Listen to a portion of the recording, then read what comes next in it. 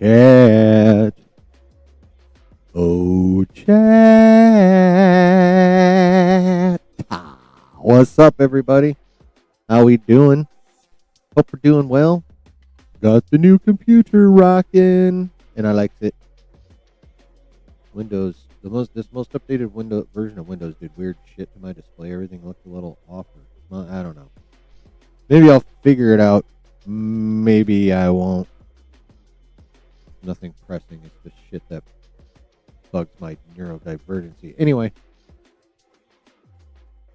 got a good stream in store for you, yo. We got a couple of Spider-Man tidbits. Alex Perez did a Q&A. We're gonna go over that, and of course, once again, we gotta talk about Supergirl, but this time, not just what other people say, not just box office reports. I seen that shit this morning, and we're gonna talk about what I seen. So fill your cup and light your smoke, because it's time to get nerdy.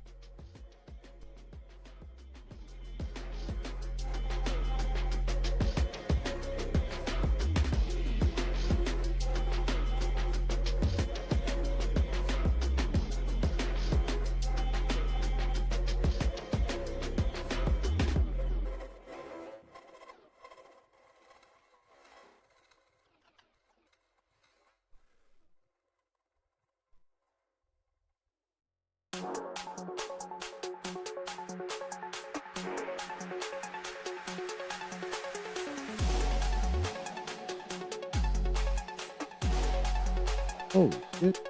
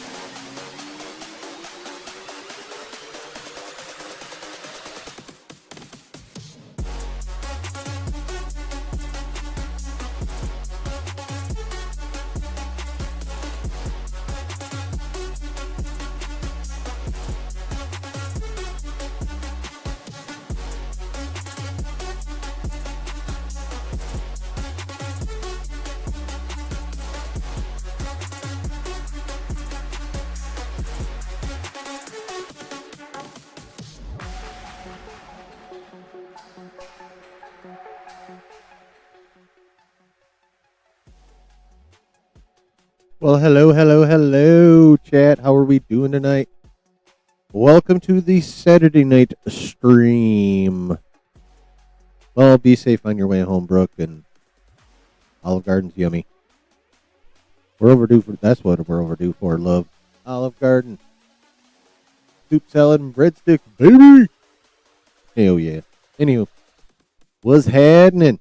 How we doing? Yes, I moved my microphone again because having it, like, right here was fucking with my monitors. And if you were here during the test stream, you'll be happy to hear my CloudBot's back out from fucking nowhere. I don't know how that happened, but whatever. I got more than a few people to fucking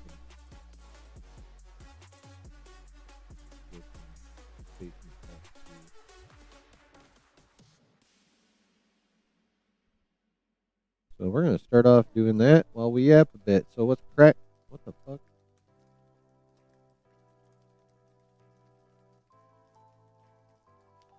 For a bit.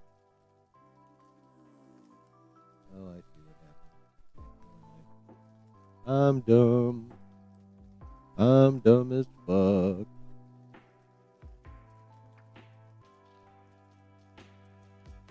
So we got to get everyone updated now because I couldn't do it during the test stream because for whatever fucking reason, a bunch of my shit wasn't showing up that now all of a sudden is on this screen.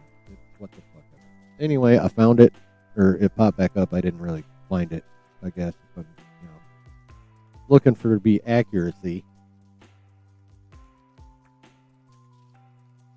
So we got a whole bunch of people that have popped in. I'm like 99% of them are lurkers, which is fine. Lurkers are cool. I mean, I would love all like 80 million types of chat engagement because then YouTube would be like, hell yeah. So that's all right. Just being here is the most important thing. I mean, active would be nice, but here is awesome.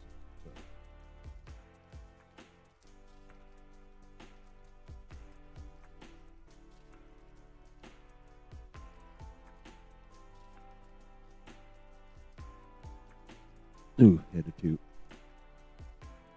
Oh, we're almost done. I think maybe. Do.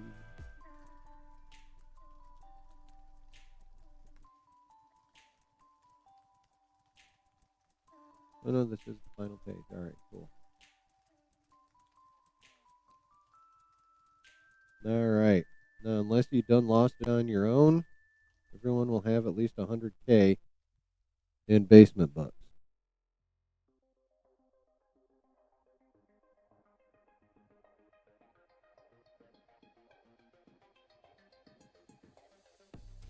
Jordan James, welcome. How you doing?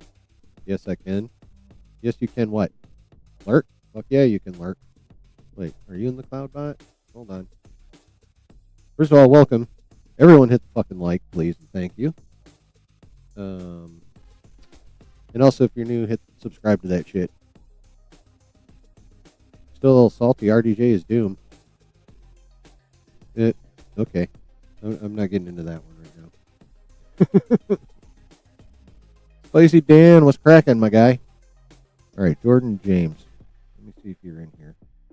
If you are, I'm going to get you some basement bucks to gamble with. And if you're not, you need to chat like 3 more times so this motherfucker sees you.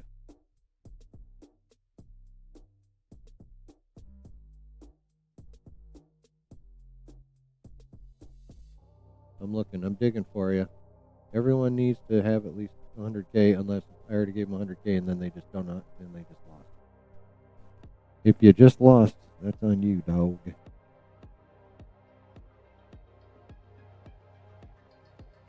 I may need you to shout a couple more times, Jordan, because I don't see you. And I want you to be able to participate fully. Should you, want to do so. All right. Chat a couple more times, then I'll recheck it. See if I can find you. See if I can find you. And get you some basement bucks so you can gamble with the rest of us degenerates.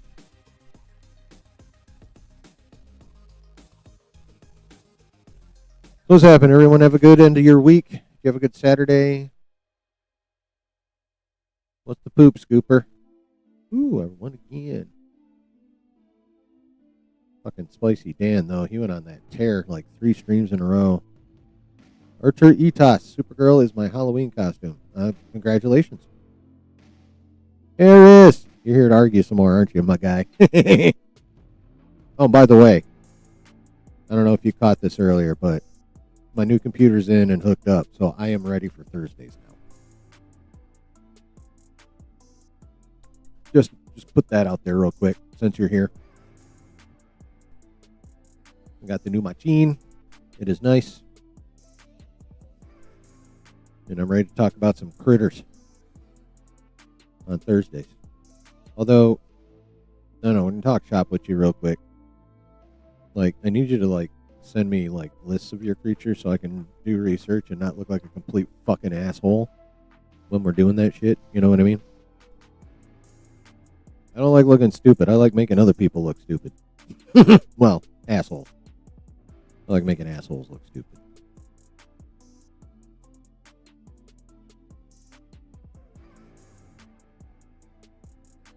Oh, well, no. Part of the Discord going wild is I had to ban another spammer.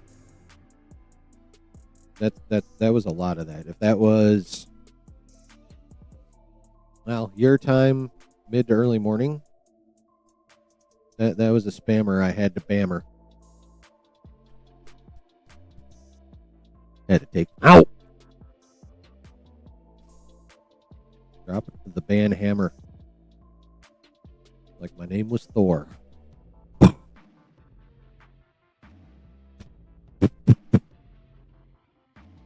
Nice. All right. Cool. Yeah. So I guess chat on Thursdays at some point, as soon as Harris lets me know that he's got the group together. Harris and myself and not Knights of Melvin, but Melvin. You've seen me with him before. The British dude, mostly bald. His cat pops up in his streams a lot too. He's a bigger guy. And then Harris's buddy Schmook. I feel like I'm forgetting something. Not something, someone.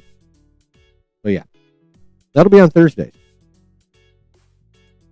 So if you guys want to talk about sci-fi critters and shit like that, that's what we're going to be talking about.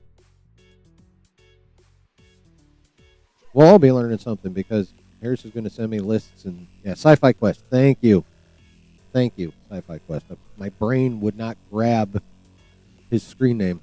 God, I still need to redo this mic. Fuck. I don't feel like I can gesticulate freely. Like I got to do everything left-handed, and I'm not left. I am no left-handed.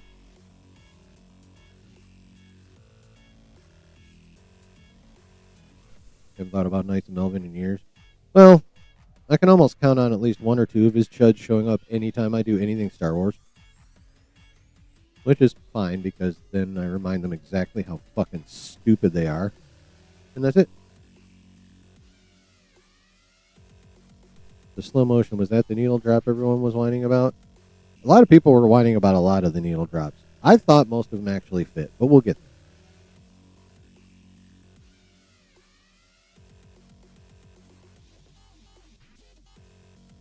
We'll get there.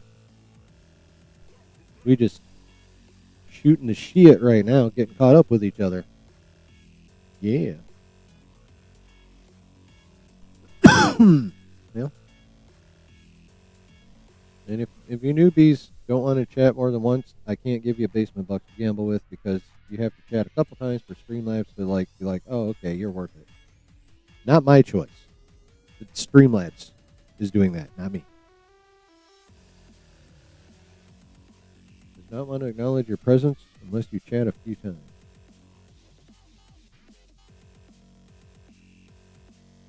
I'm looking now. Got a wander for a minute? All right, cool. Happy walk. I'm in your pocket. Which way am I facing? Am I facing out or am I facing your area? I'm not going to tell you which I prefer. You have to guess.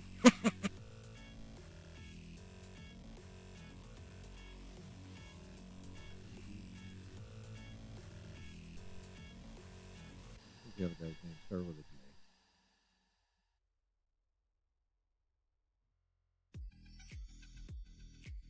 Well, at least I got 3 pages of people who've been here at least once and chatted just a couple times, enough for me to fucking give them some basement bullets. Or maybe if you sit there silently after a while, just you being there will recognize you. But you're not in there yet. Neither is the other guy whose name escapes me because I'd have to scroll back up. Who dat? Oh, yes, Jordan. Okay. Still don't see you yet either, Jordan, if you're still hanging around. Maybe throw a couple chats in. Just, even if you just type one number or one letter. That way it recognizes you and I can give you some basement bullets. Oh, and also, everyone. Come on, what are we doing here? Tell you one thing that'll help is I will be getting a longer mic cord, because right now it's just like right here in the middle of everything. It's nowhere near long enough, but when I get a longer cord, I'm going to do it all proper, like, and run it up the channel that's built for the cord, down and around, and then back down, around, out of my fucking way to the mixer. Yeah.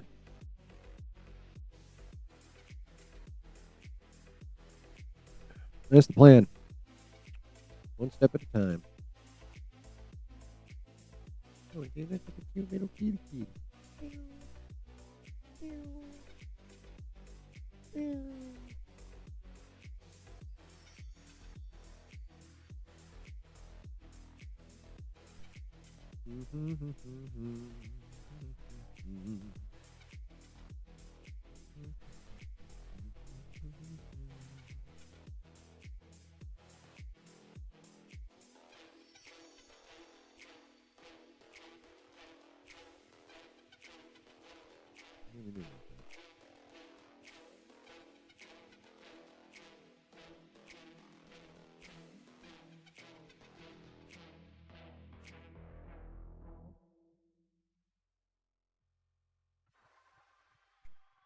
I may have to use them on the spot research for that one.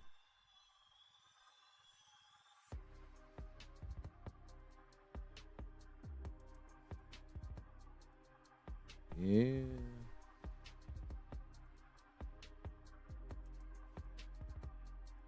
Shit, I wonder if he put out a part 2. Sorry, I'm just scrolling through my bookmark.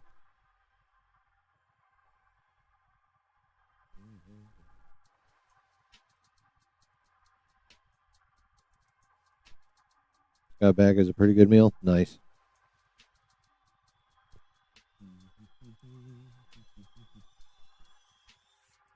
Oh yeah.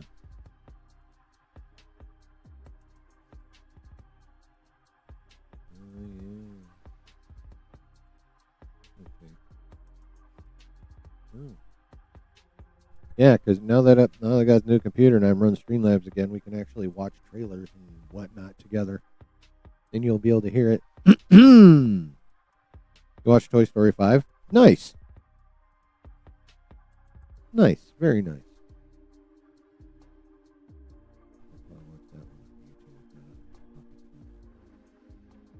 Well, let me just pull this.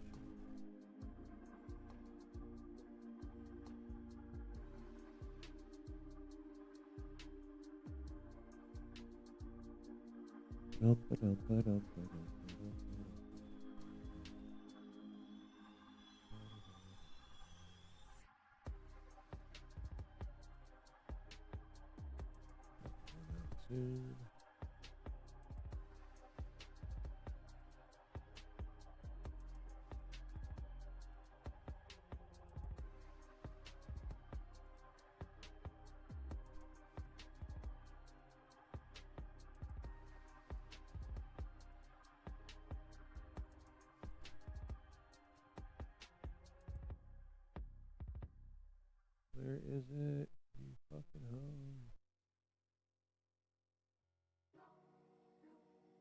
I don't need that shit. Okay, that's the roll call one. What about the other one?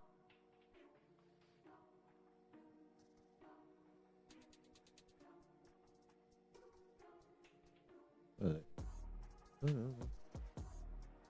Am I gonna have to do it through fucking Twitter? Alright, sorry guys. I'm just looking at something here real quick. Oh, is that the roll call one? Oh yeah, that is the roll call one.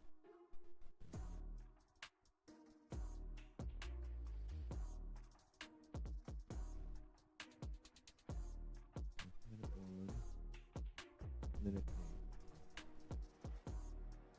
Minute 9, let's try that one.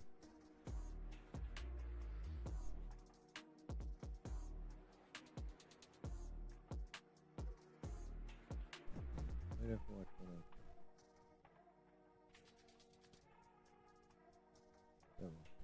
Point. Do do do do do do do do do do do do do. All right.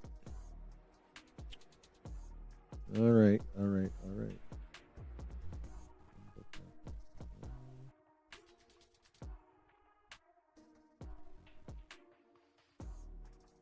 Do do do do do do.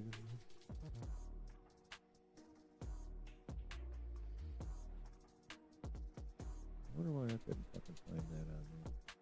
That's because I'm a Marvel Entertainment, not Marvel Studios. I'm not sub to Studios. I don't know. It's just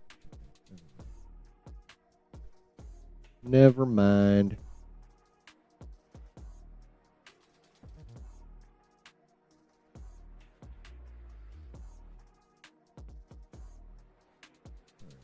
Watch the one.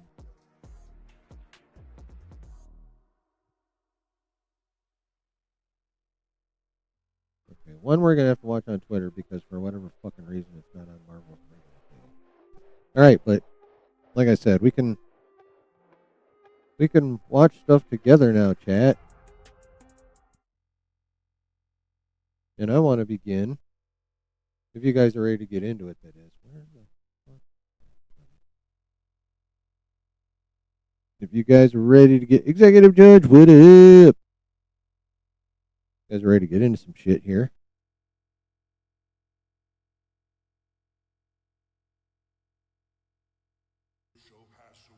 Hold on.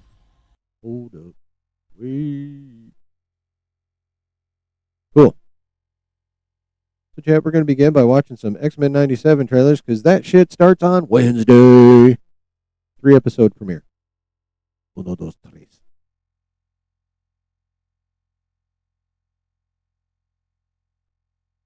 You know what? I'm just going to move my big dumb head. We'll just go full screen and know me.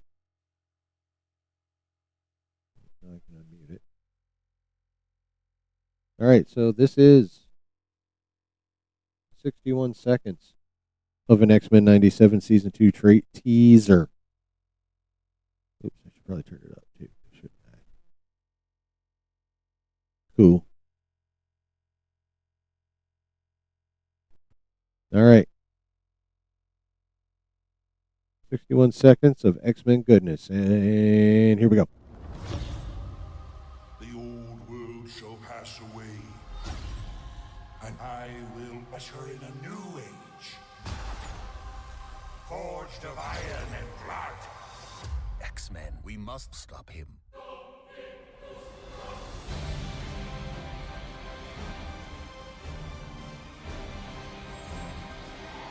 We're looking at the darkest ages for humanity, and they have one thing in common. Apocalypse. The ones you care for. So I haven't seen Season 1. Motherfucker, get on it. They are how we survive.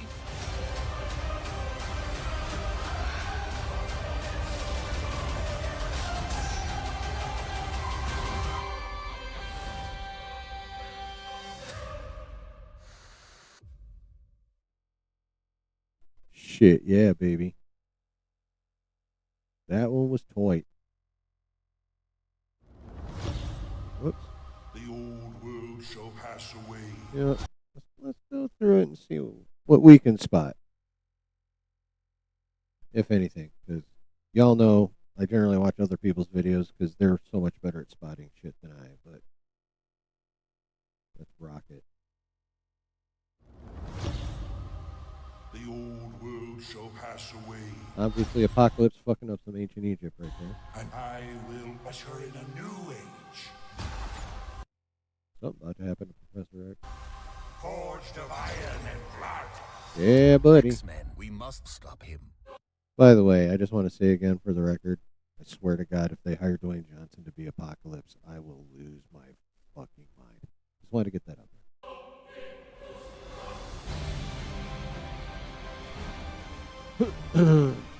Fuck yeah. 4 days now, We're motherfuckers. looking at the darkest ages for humanity, and they have one thing in common. So, where'd it go? God damn it.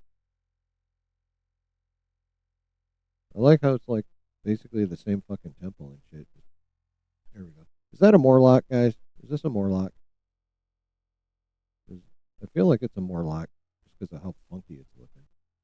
But maybe it's just, you know, someone who really lost the mutant genetic lottery. I feel like she's a little Morlock.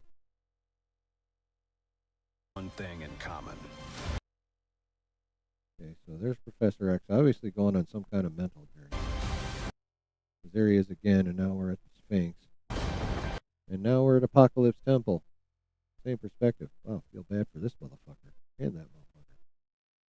Looks like some bad things are happening here, chat. Look at that. They're just all... Alright. Apocalypse. The ones you care for.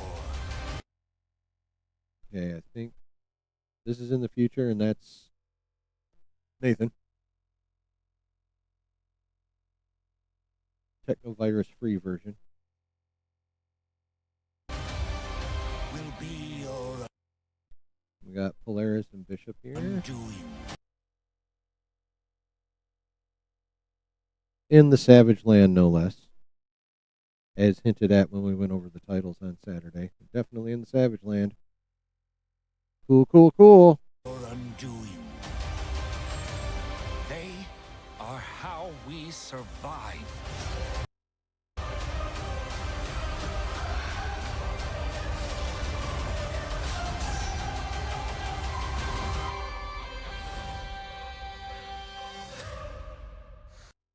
Fuck that Disney Plus shit. Who cares? All right. So that one was pretty dope. Got a couple confirmations. No surprises. But you got to admit, chat. You must, and I mean must, admit that looks fucking dope. That looks fucking dope. All right. Then there's the roll call one. Y'all see the roll call one? Stop it.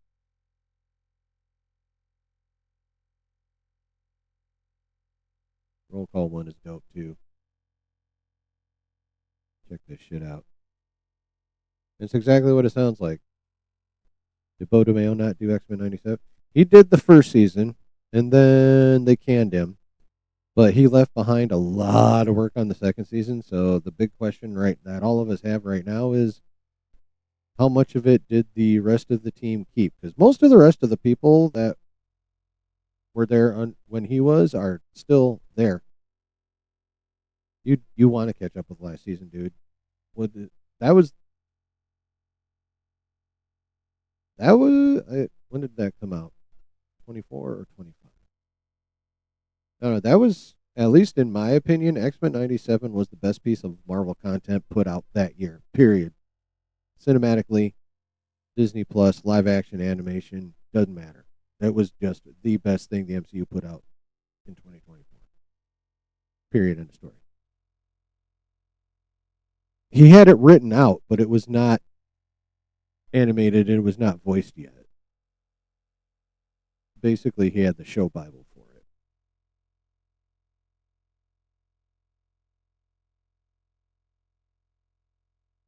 So that's it. Like, nothing was done.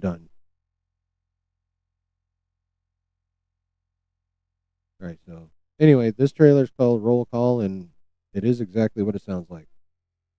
They're going to show us all the characters. Ready? Here we go. We're back, baby. Hell yeah. We are the X-Men. Together, we're unstoppable.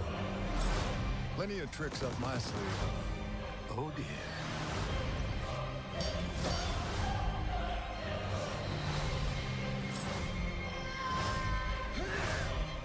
We are the dawn that breaks his night.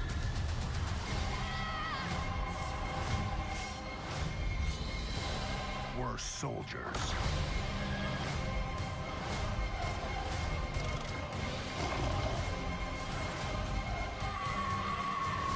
Whatever forces await, we shall face them together.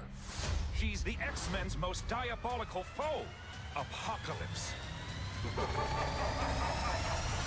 I will be all that is left.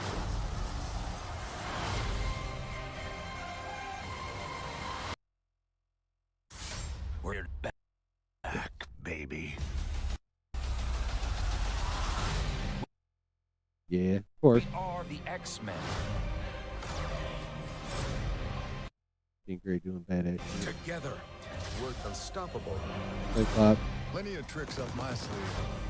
Oh dear.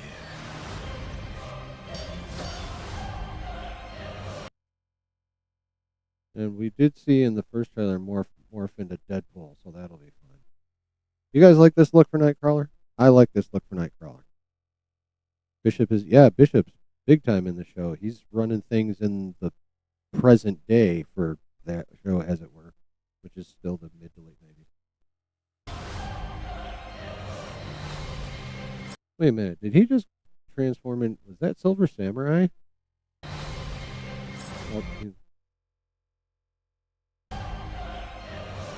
Oh yeah, he totally went Silver Samurai. That's dope. Okay.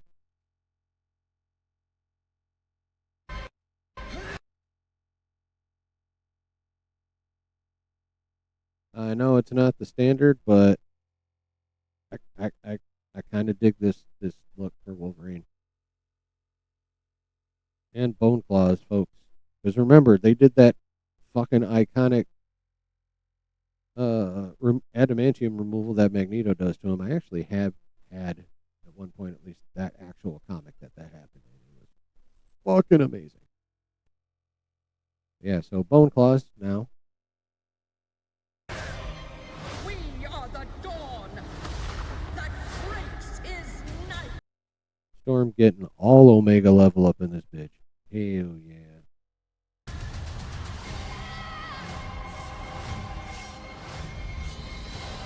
We're soldiers. Siren. Is she a Braddock? Someone help me out on that. Is she a Braddock? Like the homie who's basically dressed in that exact same fucking outfit with the same exact fucking power. What's his goddamn name? Banshee. Is she like another Braddock? Is that Betsy? Does Betsy Braddock become Siren? Oh. Her name is App. Okay. So they're having Havoc use powers out his hands too. Cool. She looks angry. Whole Spain looks angry. Whatever forces await, we shall face them together. She's the X-Men's most diabolical foe, Apocalypse. I will be all that is left.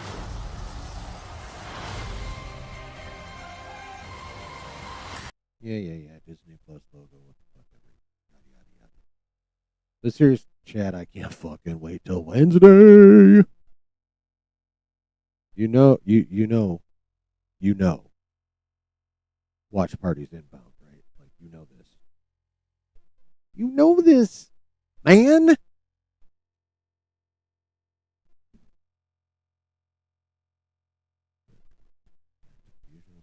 Shift here real quick, like just that.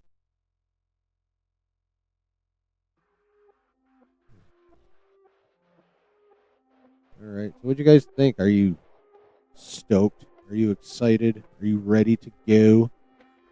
Because I am. I am ready for some peak Marvel animation in the form of the X-Men. I am very ready. I am most ready. If I were any more ready, I would need a couple minutes alone. If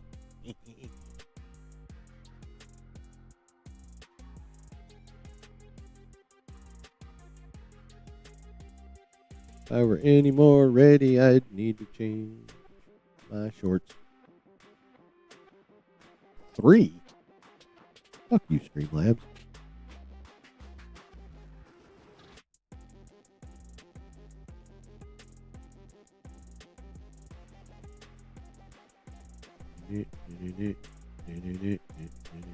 All right.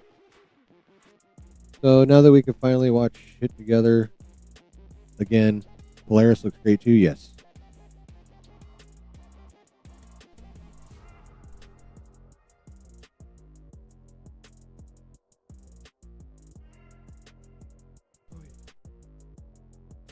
So, chat. I don't know if you know. Have you ever checked out the Gifted TV show? I did not. I know of its existence, but I never watched it. It's on my list of shit I really should get to, but haven't yet.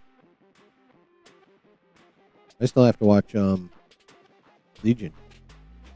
I hear that's fucking amazing.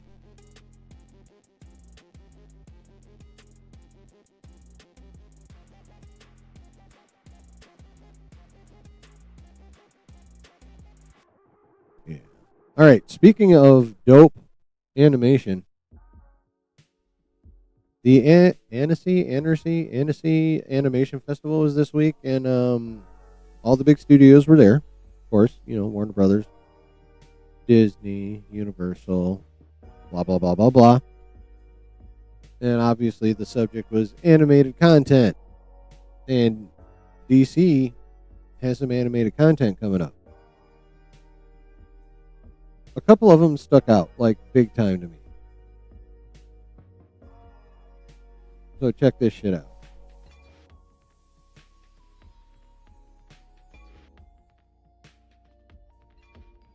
Thank you. So check this shit out. A Joker anime series is in the works. What? Let me repeat that, chat. Yeah, I've heard amazing things about Legion. I'm going to read this again for you, chat. A Joker anime series is in the works. Now, I don't know if it's like anime or Western anime. Probably Western anime because it's from DC, but still. Who knows? Maybe they Alan! By the way, my cloud bot magically returned, so you are now caught up on Basement Bucks. Gamble to your heart's content. Excuse me.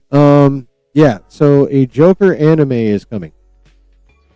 At some point. It's in the works. But check out what it's about. The series follows Joker as he launches a ruthless crusade through Gotham's underworld to discover Batman's killer.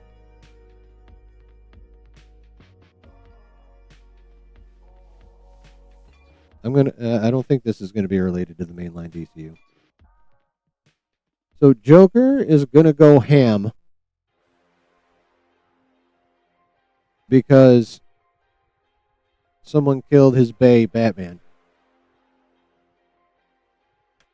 And the show's called Joker Laugh Riot. And again, it's anime, so it's being created by Sola Entertainment, who did the War of the Rohirrim on the Netflix, which I meant to get around to watching and still haven't yet.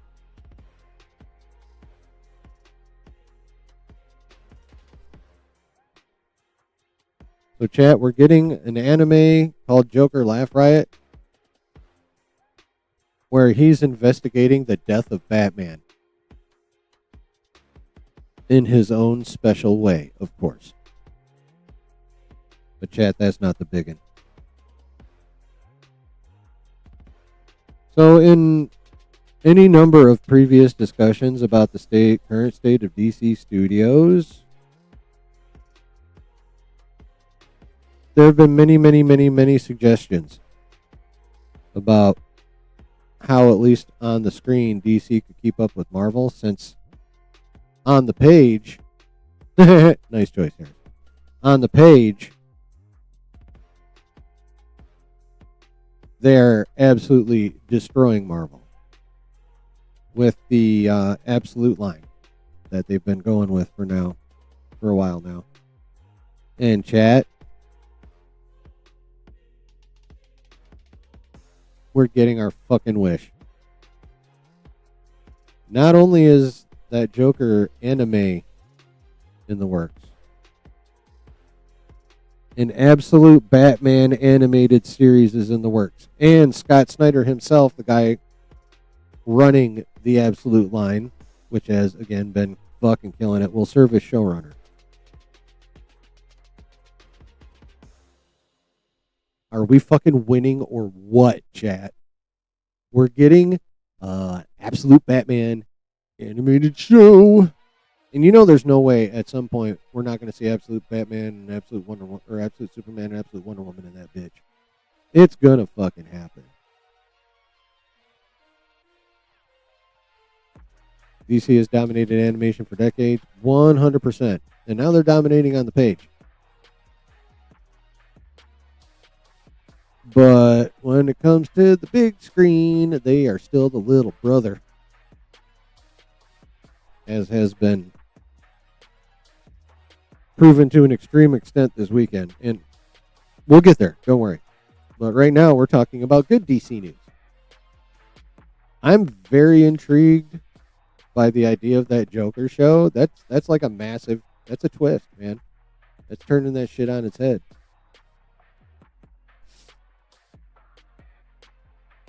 So, motherfucking absolute Batman show, guys. Oh, yeah, that's right. The Batman Nightfall trilogy. We talked about that on Saturday, didn't we? Because if not, oops. Yeah, the Batman Nightfall trilogy. That sounds sick. No, we did. We talked about it. I remember. But yeah, that looks sick. I still got to watch the Crisis on Infinite Earths trilogy. Actually, there's any number that shit's on HBO Max I need to watch too.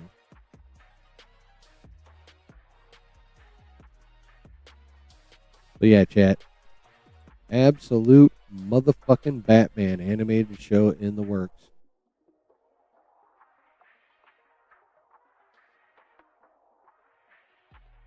My God, chat.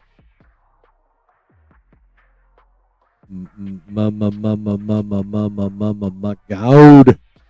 I'm intrigued by the Joker one. I am fucking stoked for the Absolute Batman one. Holy shit. And since it's animation, they can just go right TVMA with it and call it a day. Because I know a lot of people want Absolute Batman in live action, and a lot of those people that want that want Alan Ritchson as that Batman, which I have zero problem with. But the problem is, the Absolute line would require an absolute R rating, and that's shrinking your fucking what's supposed to be a 4-quadrant audience for a comic book movie. But animating it, that's the fucking move, baby. That is the fucking move. Now, for either of those, who the hell knows how far along they are with it that in the works means. Are they still storyboarding it? Are they up to animatics yet? Is the fucking shit written? Like, how long is it going to be till we get like either one of these? I anticipate in the works means early development, number one. And if that is the case, I mean, who knows if they've even fucking started hiring voice actors for that shit yet either. Like, this is the first time that any news has come out about either of these shows, so it has to be in like super early production, barely past the conceptual stage. So I'm thinking 2028 for these, chat, at the earliest.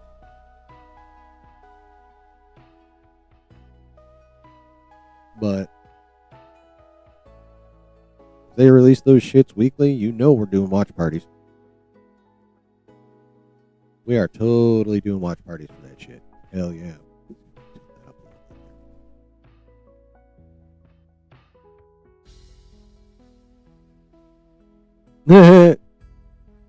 They'll write in a couple weeks to get the ball rolling. I mean,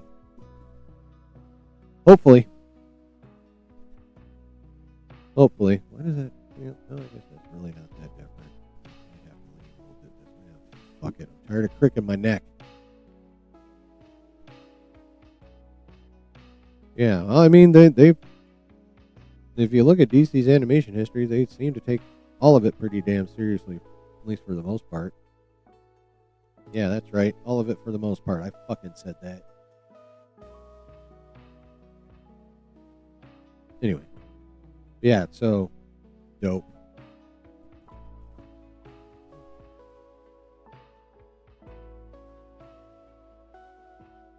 All right, chat.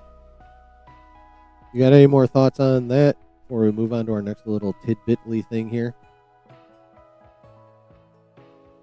I mean, it's cool news, but it is merely a tidbit. But there's actually stuff we can glean, or at least one important thing we can glean from this here tidbit I'm about to bring up for you. Unless you got something else to say about fucking Absolute Batman animated show.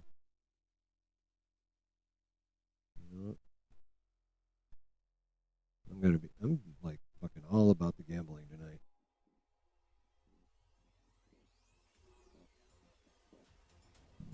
Excuse me.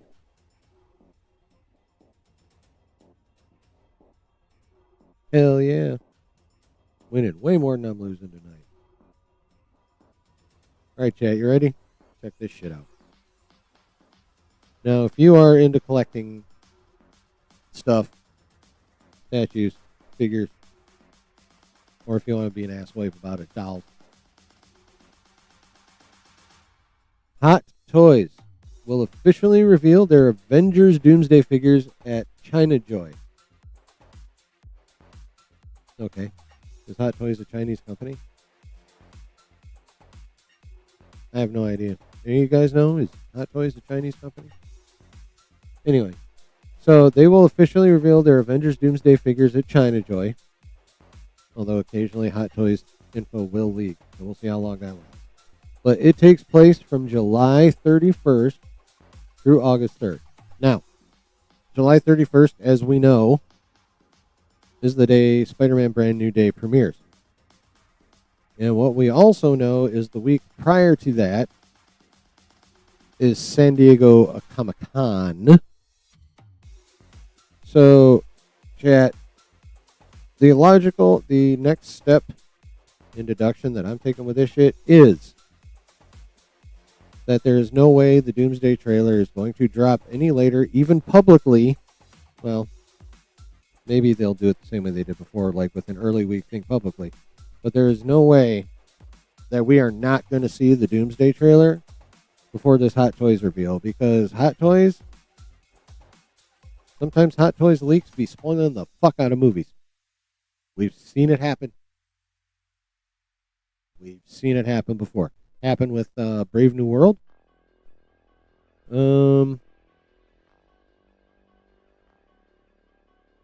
It's happened with others. They escape me, but it does happen.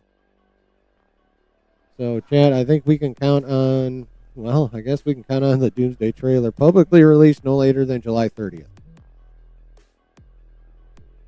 But probably the Monday after SDCC, which would be the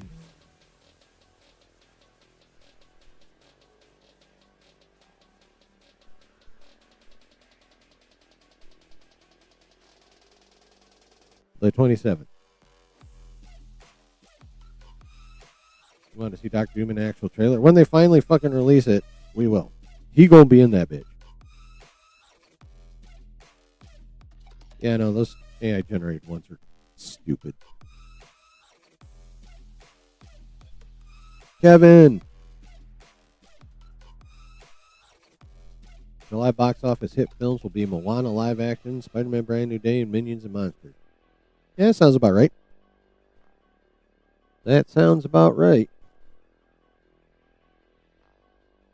So, that's it. Just, we know we're getting some Hot Toys on the 31st, which means we have to get the Doomsday trailer prior to that. Otherwise, Hot Toys will be spoiling shit.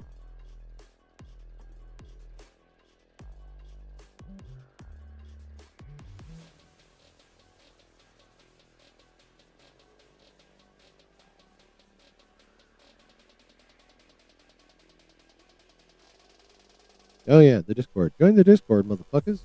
And if you haven't done so, hit like and subscribe and all that good. All the buttons, just hit them all. All of them. Every damn one. That helps the channel, that is. Which, again, like, subscribe, notification bell. And join the Discord. Do it.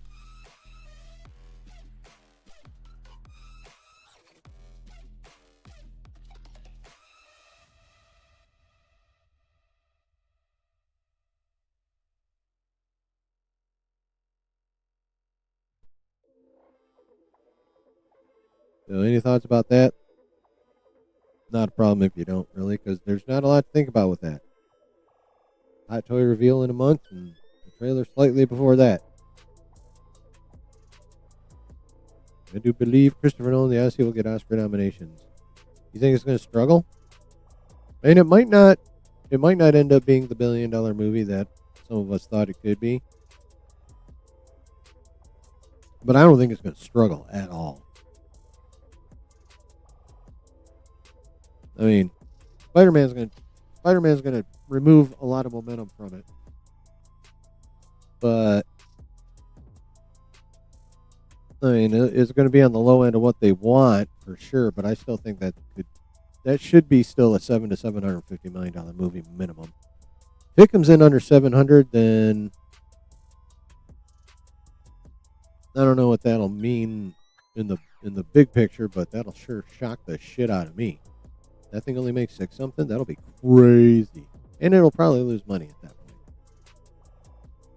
I don't know. I haven't looked up the budget, but yeah, I know I'm going to see it though. Yep.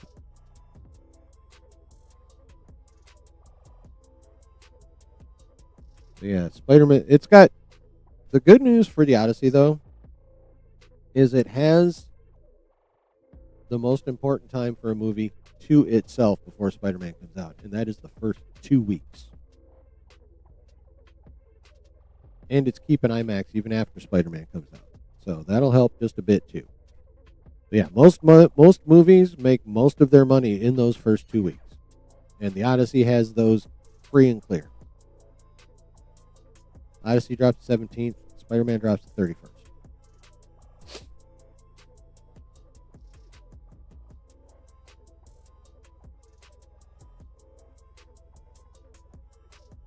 But yeah, it's got the most important weekends before Tom Holland comes in and kicks all their asses. Speaking of Tom Holland, chat, they were at the cast was at a fan event, and Tom Holland was Tom Hollanding. He wasn't revealing specific, like massive spoilers, but he talked some shit that Feige probably wished he hadn't said. So check this out. So, doesn't say where the fan event was, but it says Tom Holland just leaked 3 big reveals about Spider-Man. In Paris. So at the Paris fan event, they're spending a lot of fucking time in Europe. Are they not confident in Europe? Not sure. Anyway, 1, Spider-Man will fight against superheroes. Now,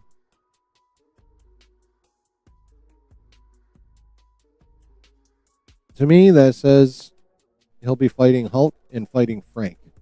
Because unless there's a massively hidden another superhero in there, those are the only other 2 that qualify. At least at that point in time. Maybe Jean. Maybe he'll fight all 3 of them at one point in time or another throughout the movie. And while we know he and Frank are not going to get along initially because he kicks Frank right out of that thing after Frank hits him. And obviously we know Hulk is going to go savage and wreak some havoc, and we know Jean is behaving like someone who's extraordinarily traumatized instead of someone who is nurtured by Professor X. So I imagine it could be, obviously, it'll definitely be the first 2 and probably all 3 at some point in time or another. So, like, some of that we kind of knew, but still. Number 2, there will be villains returning. Returning from what? No Way Home? Are they bringing multiversal villains back into this motherfucker? That might piss some people off who are like totally thrilled that this is going to be a street level movie, even though it's not going to be 100% street level. It's going to be a vast majority, like over 90% street level. They're probably not going to fuck with the multiverse too much until the end because, well, Doomsday. Although we're not going to see Holland again until Secret Wars, but that's another story.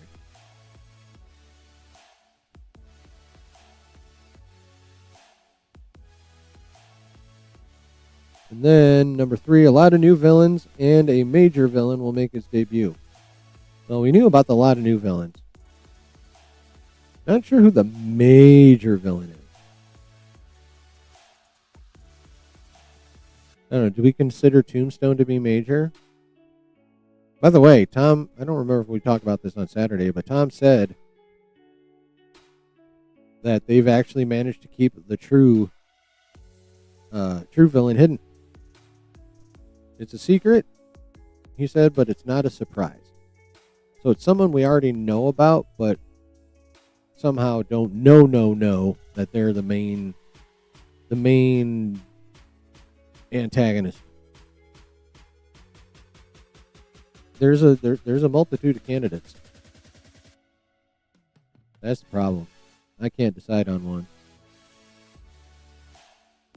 But yeah, we knew about a lot of new villains. A vast majority of those lot of new villains is going to be in the montage. We're going to see them get their ass beat, and then probably won't see them again. At least most of them. So while none of that is like super duper duper earth shattering, at least not to us, we got to remember, chat, that we who are like follow this shit and are super interested in this shit are like a minority of the nerds. Like most of this doesn't surprise us, and even the little bit that does, we can most of the time we can speculate out and come up with at least a reasonable idea of what's going to happen. But the reason I think Feige's losing his goddamn mind is because the rest of everyone else, like the non-leaker spoiler nerds and of course the vast general audience, they don't have the information we do because they're not chasing it down like we do. So while a lot of us will be like, what do you mean that's 3 big reveals? To like 90+% of the fandom, those are big reveals. They don't do what we do. So yeah, Feige's probably watching that event in Paris from London on the set of Doomsday going, shut the fuck up. Where's my sniper rifle? That's what Feige's saying. Where is it? Whoever hid my sniper rifle better give it the fuck back.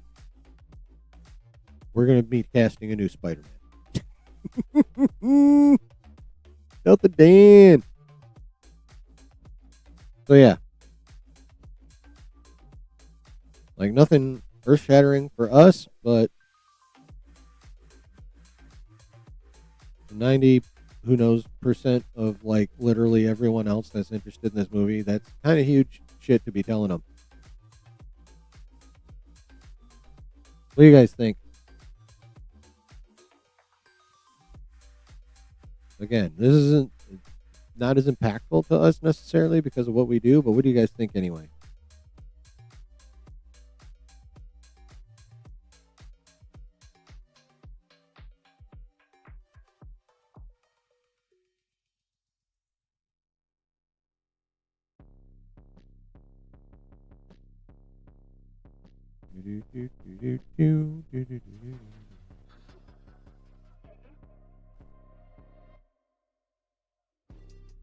How y'all feel about what Mr. Holland had to say?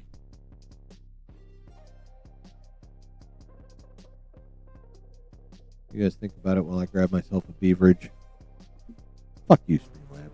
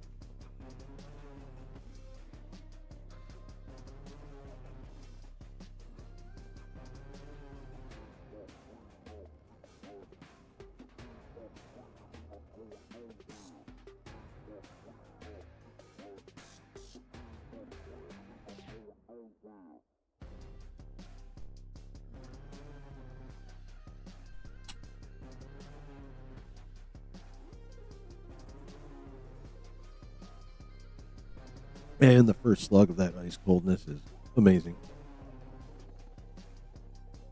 Yeah, it's a little messy behind me. Fucking deal with it.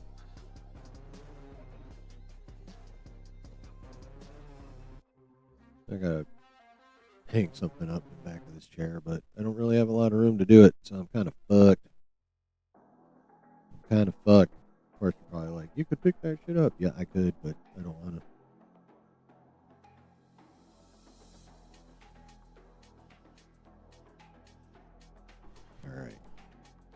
You guys let me know if this cuts out too much doing it this way.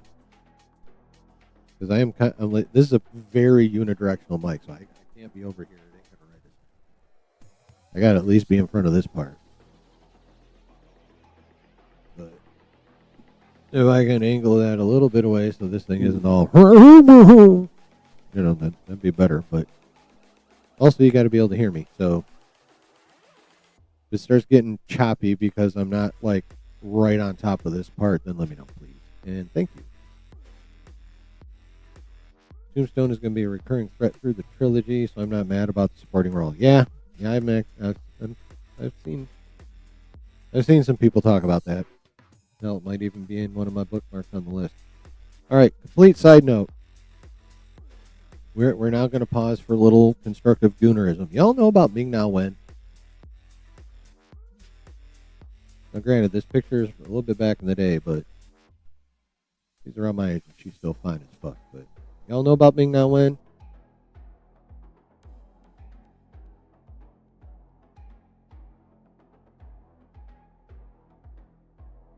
Well, let me remind you about fucking Ming Na Wen. God damn it. Ming Na Wen. You may know her as Shenik Fand. You may know her from Agents of S.H.I.E.L.D. Hell, you may know her from, what was it, ER or fucking Grey's Anatomy or something? She was in a fucking hospital show at some point. Me, I know her from Agents of S.H.I.E.L.D. and Star Wars. But, yeah.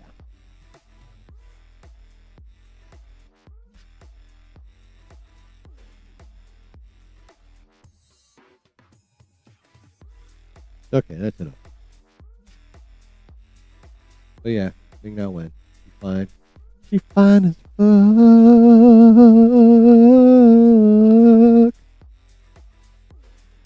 Moving on.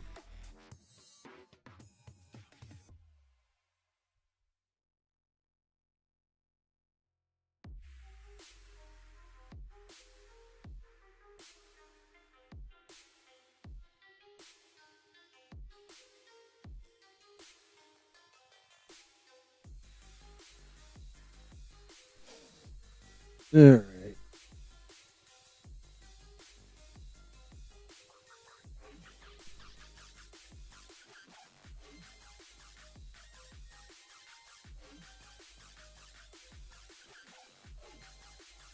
Alex Perez was getting fucking cryptic on Twitter again, chat.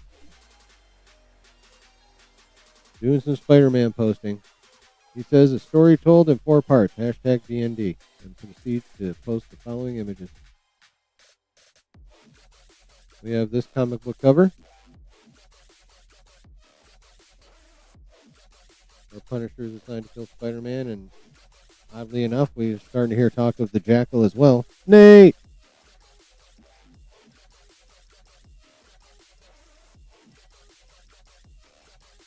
And then, pretty sure this is from Civil War 2. No, this is from the first Civil War. I'm pretty sure. I don't know why this says not Cap. It looks a lot like Captain America to me. Yeah, I'm pretty sure that's from Civil War. I might be wrong though. Still says that's not Captain America. Okay, so that's actually not Captain America. Then I'm wrong about that being from Civil War. Still don't know why he's doing that, because that looked a fuck ton like Captain America. Anyways. And then, of course, this iconic thing. With Punisher carrying Spidey after obviously not trying to kill him like he was in this comic book cover that Alex posted. You can tell it's old because it's only fucking 20 cents. You know why he's saying that? I mean, I got an idea.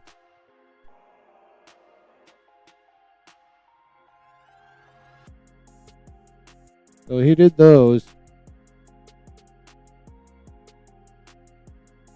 And then he fucking added on. Quote tweeted it with another tweet of his own. I'm assuming this is from Spider-Man game.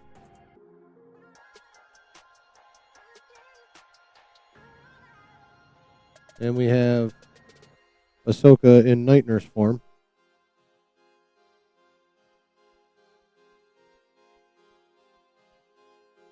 Ms. Rosario Dawson. Her fine self.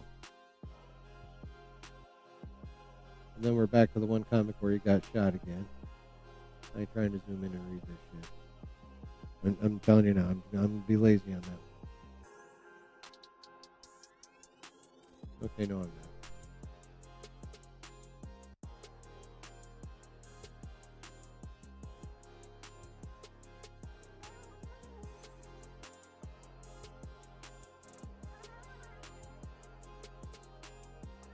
Okay, so he's trying to... Come on. My genetically altered spider that hit me.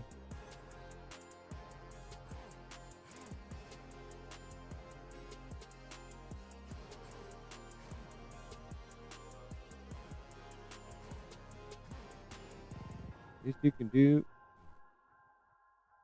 is give me the strength to get my tuchus up out of this, and thank you very much.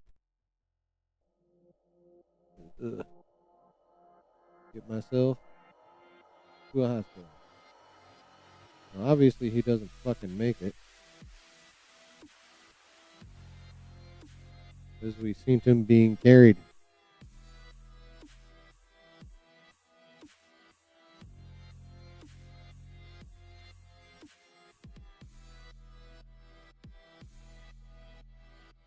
Oh, nice. He's gonna web himself to try and move along. All right, I'm not gonna read all that shit either. Okay, yes I am. Oh my goodness. This magnifying thing is just a pain in the balls. All right. What he's saying, and hopefully we don't get compensated for this shit either. Thank God, and I would like to thank the other superheroes. Fuck your tip. I can't read this thing. Either leaving me here because they thought I was dead, or leaving me here to bleed to death. Ow. Either way, thanks a lot. He said, okay.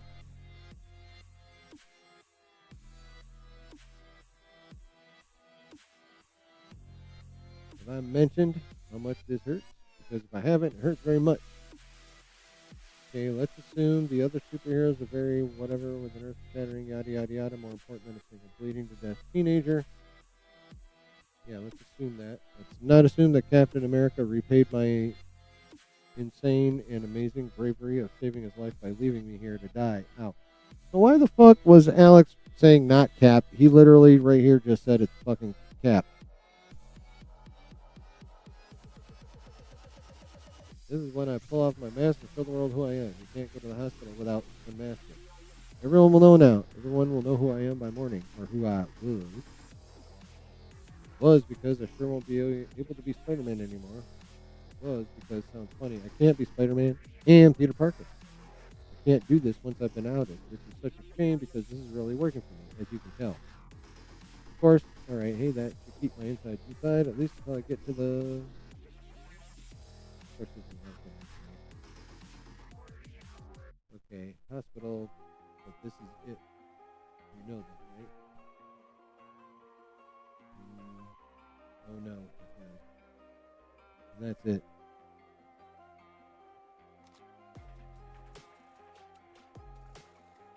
In other words, chat, Spider-Man about to get into some shit.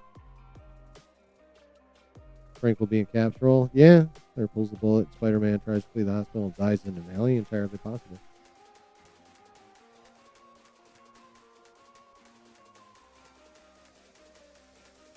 Now, there have been plenty of hints before of this types of shit before, and not just from Alex. But yeah, so Alex is getting up to Alex things. But at least he's giving us just enough to, like, speculate about.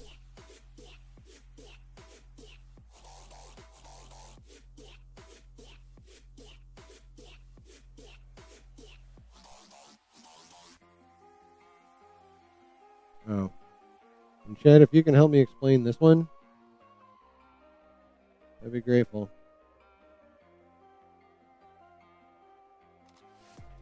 So then he posts this. One more before the night's over. With this gift,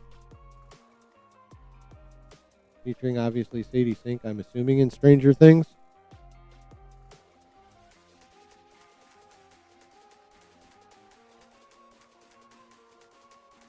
They're knocking out block cameras. That'd be funny. All right, so we have this, which is kind of the question that some people like blocks my beautiful face. A little bit, yeah, but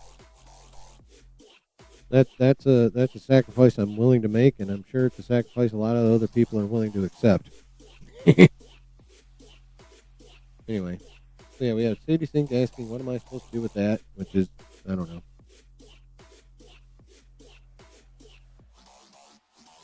And then we have this quick gift from Return of the Jedi, with Vader saying, "Sister."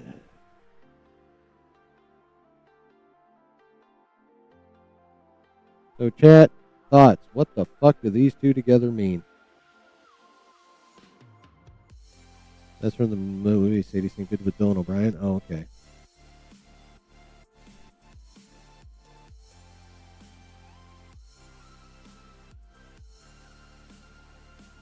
I don't understand what this is. Maybe Gene is working with whoever shoots Peter, and that was not part of the plan. They were supposed to shoot Frank. Maybe.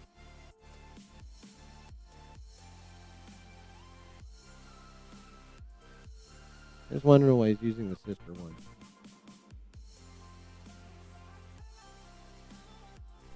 It's confusing me. But anyway, so now it's decided to both super cryptic thing. Someone fucking was like, "You're more cryptic than Cryptic HD." Now it's like, I learned from the best. And Cryptic's like, what? Anyway. So yeah, that's that one. I'm going to be perfectly honest, chat. I got nothing. Absolutely nothing on that one. But it's still intriguing. Sadie Sink, what am I supposed to do with that? And then fucking Return of the Jedi, Darth Vader. Sister. Smoke a blunt, think on it. Not the worst idea in the world. Fine.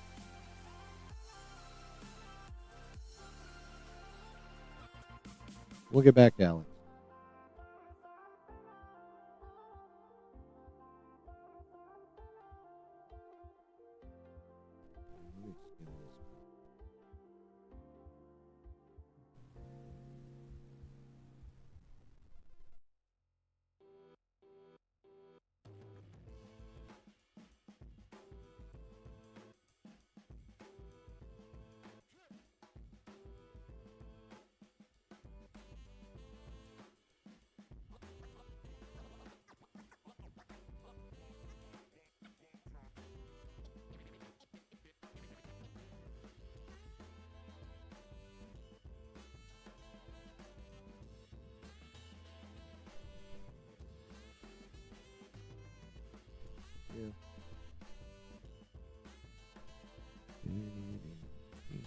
Vader gift is interesting, but it could mean she's read someone's mind, maybe Jackal, and finds out there's two Peters. Clone Saga, baby. Oh, that'd be interesting.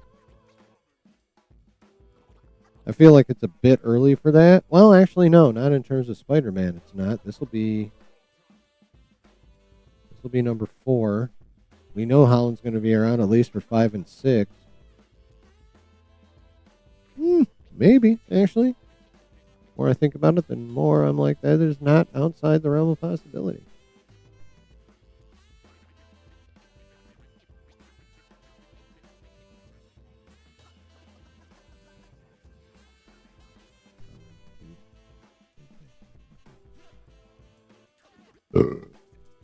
Oh, yeah. Actually, that was...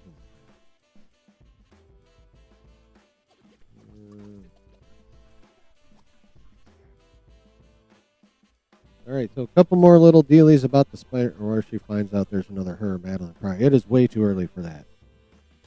They need to save Madeline Pryor for for the Mutant Saga itself, and about a third of the way into that as well too. Like they got work to do before fucking cloning bitches. That is more sister-like, though. That is. I cannot argue that at all. It's way too early.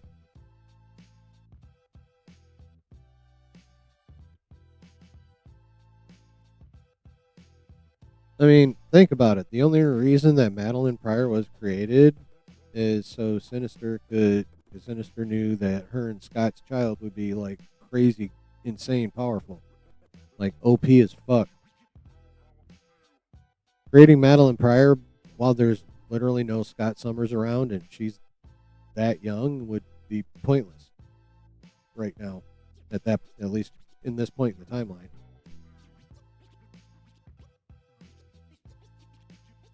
At least I think. Like, there has to be a Scott Summers and, like, a relationship and some giggity before, like, you know. I mean, there's got to be a marriage at least anyway. And doesn't technically the Phoenix Saga come before Madeline even? Teresa Parker Peter's sister?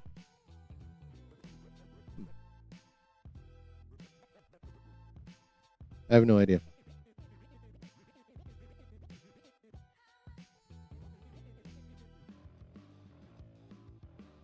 All right, so a couple more Spider-Man related. Let's do this casting one. This comes from the Direct via this aggregator.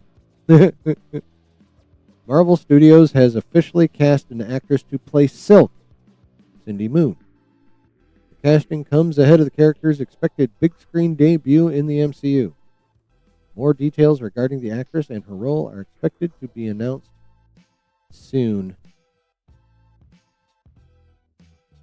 Now, are they talking about in Brand New Day? Because they got that listed there. And I don't remember too much about Silk. Someone want a TLDR Silk? Could she be the surprise villain? That's not a surprise? Probably not. I mean, she looks like she's a member of the Spider family in this picture. It also looks like she got an aspect of it, too. Oh, no. She's surrounded by flower petals. Never mind.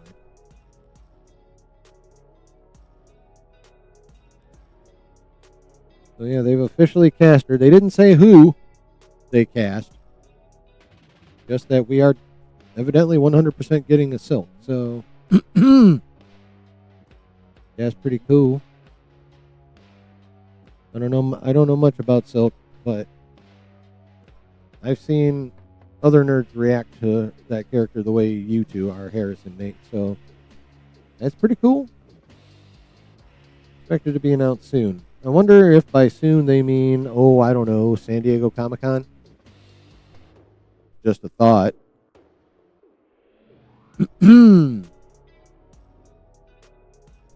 Just a thought. You know what?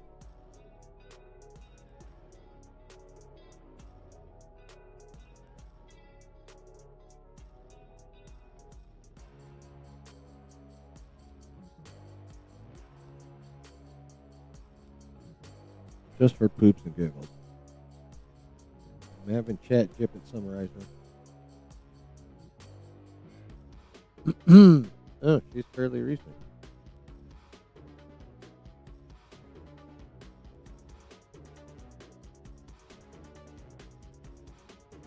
Alright, so superhero whose civilian identity is Cindy Moon. Yep, created by Dan Slott and Humberto Ramos. First appeared in The Amazing Spider-Man #1 in 2014. Okay.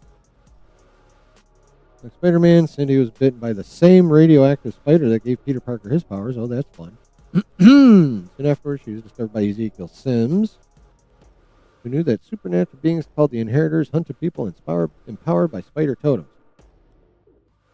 To protect her, Ezekiel hid Cindy in a secure bunker where she remained voluntarily isolated for roughly a decade. Damn. She spent that time training, studying, and waiting until it was safe to leave. Peter Parker eventually discovered and freed her, only to learn that the Inheritors were once again active. Okay. Silk possesses abilities similar to Spider-Man's, though with several unique differences. Okay. Superhuman strength, speed, agility, endurance, and reflexes. That's pretty much the same. The ability to clean the walls and ceilings. An exceptionally sensitive silk sense, often portrayed as sharper and faster than Spider-Man's spider sense. Organic webbing that she shoots directly from her fingertips rather than mechanical web shooters, although as we know, Tommy's Peter is about to get himself some organic webbing as well.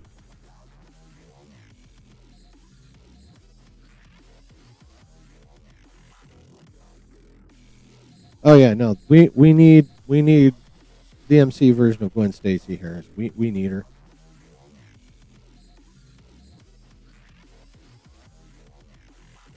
And mastery of acrobatic combat and stealth. Well, yeah, a decade of training will get you that.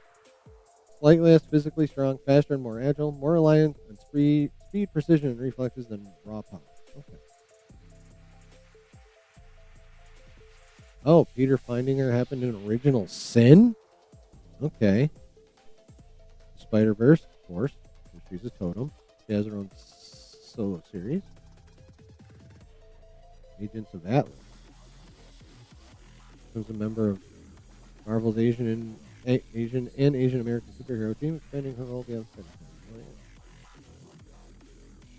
Relationship, Peter, close ally and fellow Spider-powered hero. Early stories featured an unusual attraction between them due to their shared Spider-Film origins, but later writers largely moved away from that concept. Cindy's worked for J. Jonah Jameson as an investigative reporter. Maintains strong connections with other Spider heroes such as Miles, Spider-Gwen, and Jessica Drew, the Spider-Woman.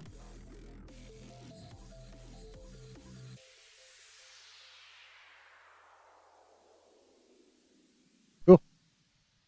Alright, so basically she's a fucking badass and an awesome character. Alright. Excellent. There's a high likelihood Norman Osborn is on the horizon and could be the main villain of this movie or trilogy. I kind of hope so.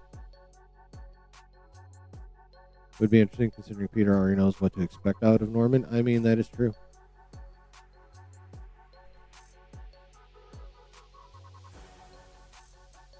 Yeah, Harris, that's totally fair. So there we go. We're getting a Silk. We're getting Cindy Moon, chat. Don't know who's playing her. Don't know when we're going to meet her. But she's coming.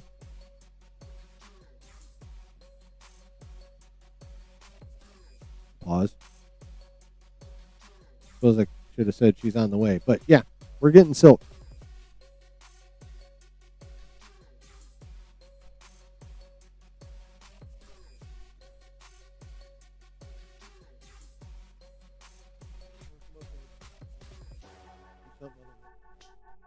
Goddamn cat. We do have the Dark Avengers heavily rumored. Yeah, that rumor has not gone away.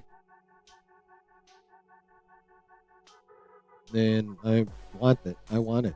I want Hydra Cap. Damn it. Give me Hydra Cap. I know it pissed a lot of people off, that fucking storyline. But I dig it. Was it Dark Empire or Dark Reign or some shit like that? That's a cool shirt, by the way. Don't know if you already showed it. No, I have not showed it. This was a. I mean, it's not that one official Doom shirt, but it's a Doom shirt, fully Marvel licensed Doom shirt. That and that other Spider-Man shirt you see me with Carnage and Spidey and Venom on it. Mrs. Chillin got those for me for Christmas. Thank you. And also thank Mrs. Chillin for buying it for me. Excuse me. All right, chat. One last little bit about Brand New Day, and this is a numbers thing.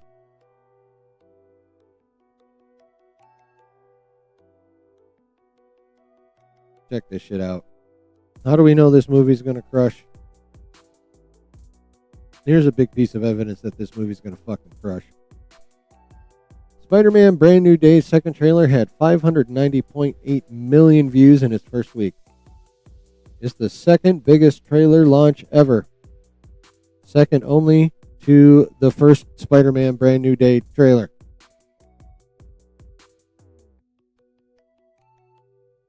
This movie owns the top 2 trailer launches ever.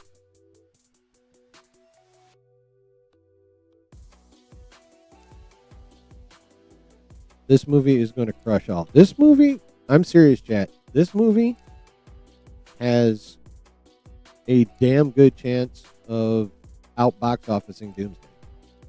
I know we talked about that some on Saturday. Actually, I repeated myself a lot about it on Saturday. But yeah, this might be the biggest box office Marvel movie of the year. And meanwhile, Sony's like, thank you for doing all this work, Kevin. Out of that $2 billion box office, we'll take 1.5. You can have 500 million. Thank you and have a nice day. Why? Because that's the deal. Marvel gets to play with Spider-Man a lot, and Sony gets 75% of the box office.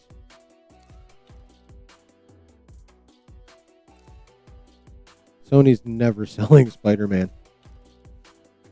They're just going to sit back, watch Marvel Studios do all the work, and collect checks. Yep. How about that, chat? The two biggest trailer launches ever are Trailer 1 and then Trailer 2 for Spider-Man Brand New Day. This movie will dominate all.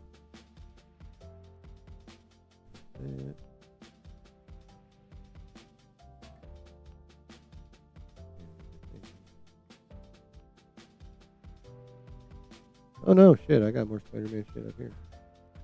Alright, so there's a live mock-up of Peter's apartment from the movie. Like, you can literally walk in and look around and shit. And a couple interesting things popped up from that.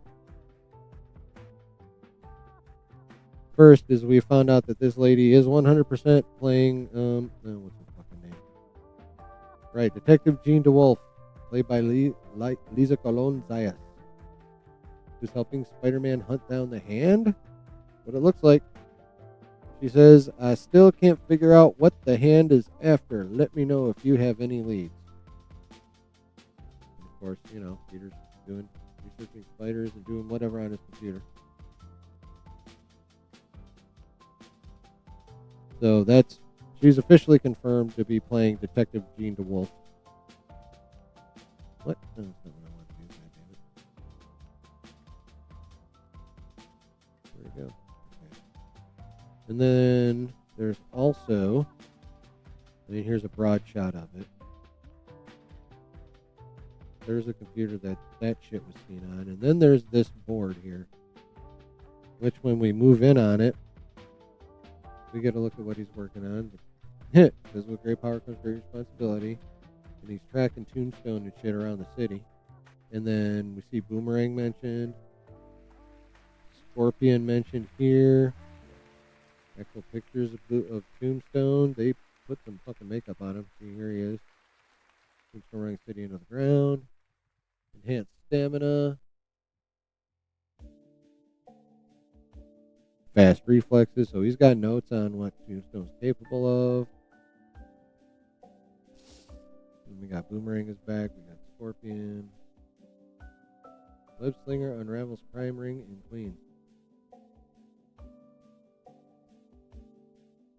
Tombstone running city into the ground. New York City on edge. Can Spider-Man get a grip on the Hand? Oh, Tarantula. Tarantula weaves together a string of robbery. Oh, I said that already. Yeah. No, I didn't. I said Boomerang. Yeah, so we got Tarantula, Boomerang, Scorpion, and Tombstone.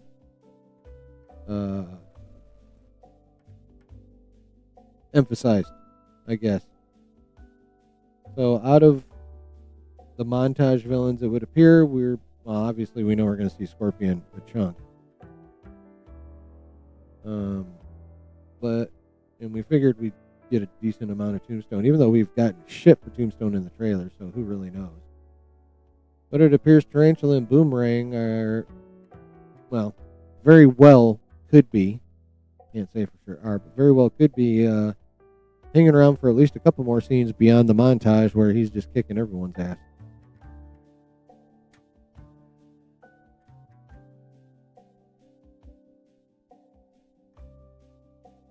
So that's actually some pretty cool shit, chat. A little more insight into the movie. We see the kind of research he's been doing, trying to actually, do some serious fucking crime fighting. That's pretty cool, chat. What do you guys think? It's strange Jean would interact with the hand for anything. Well, I mean, she's a Jean Grey on her own with a bunch of powers she doesn't really know how to use because she's just stumbling through it her own damn self. And most importantly, she's had no guidance from Professor X because Professor X, at least as far as we know, does not exist in the 616, or at least not a Professor X with powers, which means he's not running the Charles Xavier School for Gifted Youngsters, which means he hasn't been training Jean and instilling morals into her. She's just a traumatized mutant being hunted, running around, just trying to fucking survive. Is that's literally Tom Holland's brother? That's cool. That's cool.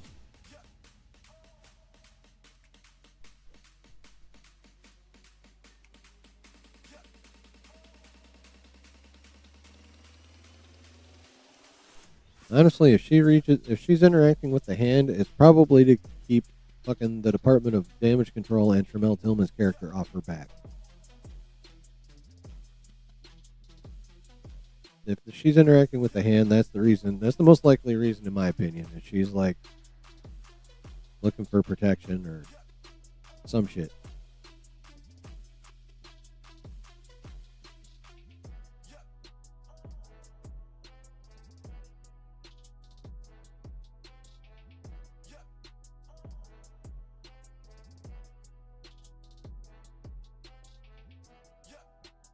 Yeah.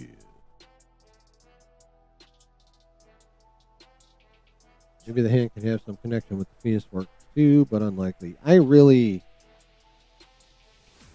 hope Josh is wrong. And honestly, he's like, what else could it be? I'll tell you what else it could be. Fucking PTSD will make you do some dark shit when you feel trapped. Trauma will fuck you right up. And that's for normal people. Now imagine being a fucking telepath and telekinetic on top of that.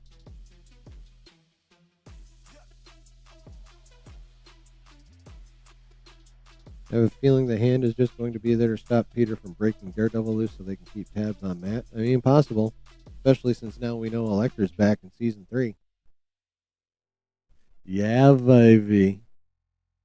We definitely talked about that on Saturday.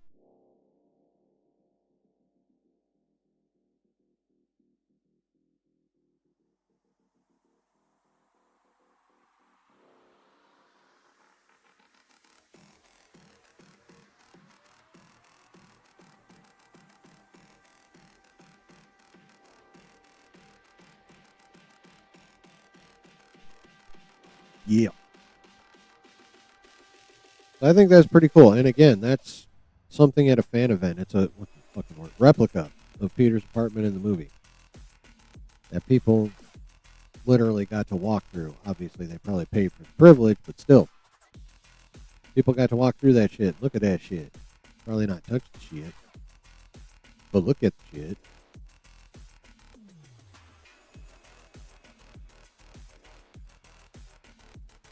Andrew Garfield Spider-Man said he eventually quit pulling his punches. Yes, he did say that. He definitely did say that shit.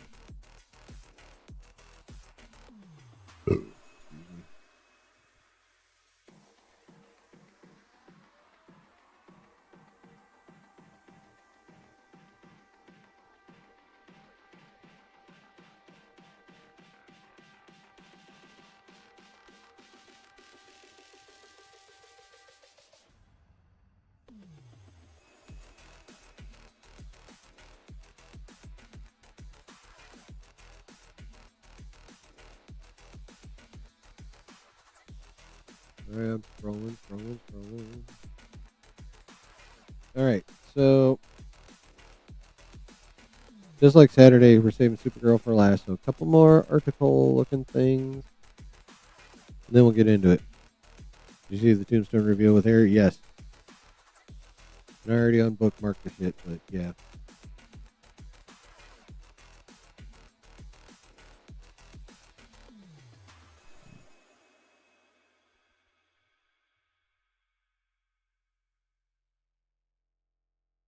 All right, chat. Next up, Charles Murphy wrote about Doomsday. Check this shit out. It says leaker discloses wild Avengers Doomsday action set piece involving Tobey Maguire and X-Men vets. Yes, we kind of know about this, so why are we bringing this up again, Mr. Murphy? Let's find out. If you thought Spider-Man No Way Home or Deadpool and Wolverine was the peak of live-action corporate synergy, the Russo brothers are reportedly cooking up something far more intoxicating. According to a highly new script leak posted by industry insider Daniel Richtman, a.k.a. Daniel Rippick, via his Patreon, Avengers Doomsday will feature a massive multiversal battle sequence that completely collides the classic Sam Raimi Spider-Man universe with the Fox Legacy X-Men timeline. This much we know. The alleged sequence places Tobey Maguire's Peter Parker right in the physical crosshairs of the ultimate crossover melee. You knew that? The leaked layout features a high-concept action montage taking place entirely on Earth 96283, the Raimi universe, building out a beautifully chaotic, multi-tiered battlefield. Oh, that's cool. As previously rumored, while defending his home planet, Maguire's Spider-Man finds himself locked in an intense physical confrontation against the multiversal dynamic duo of Deadpool and Wolverine. However, it sounds as though there's much more going on than originally reported. Ooh, here we go. While Spidey is busy attempting to handle a Canadian mutant with knives coming out of his hands, the rest of the Raimiverse is falling into pure anarchy. The leak notes that Magneto is simultaneously operating elsewhere in the city. Well, if he's in the city being New York, locked in a brutal collateral damage heavy war against Tobey's legacy villains. Okay, so y'all remember, and it's come up a couple times now, because first he said it on the late night TV show, and then he said it again recently at a con. Ian McDiarmid has talked about a point in time where he is playing, where Magneto destroys New Jersey. Y'all remember we talked about this shit, and it just came up again a few weeks ago because he said it again at a con. And people were like, he said what? And it's like, motherfucker, were you not paying attention 4 months before that? Or however long ago it was a minute.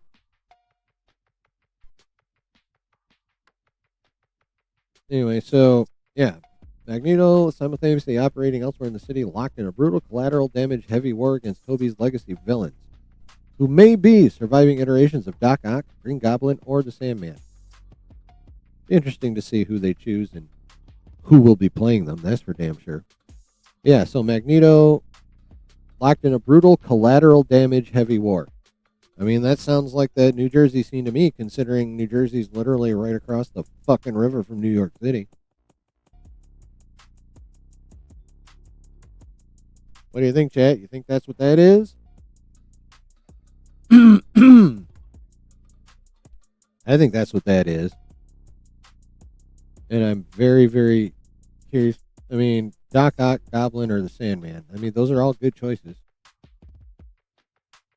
I obviously would prefer to be one or both of the first two, but Sandman's cool. Excuse me a second.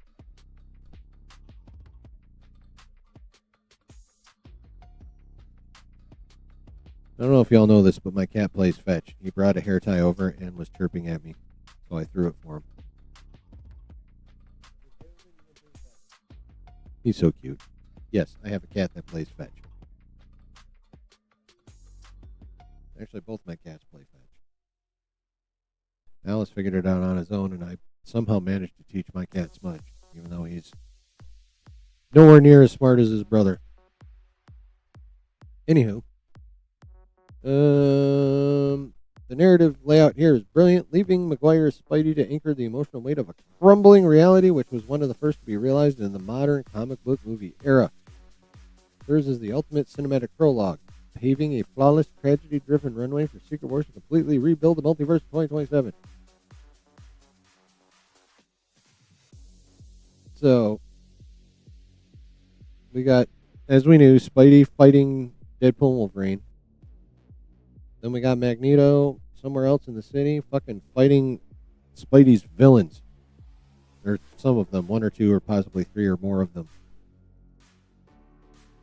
And again, I think this would be the point in time where he destroys New Jersey. Brutal, collateral damage, heavy war. I would definitely say that fighting the New Jersey scene is on the table for that. I need Spider-Man to give his quips during the fight with Wolverine and Deadpool. I mean, yeah, got to at least a little. By the way, did you all know Tobey Maguire turned 51 today? Tobey Maguire is 3.5 months older than myself. I'll be 51 in October.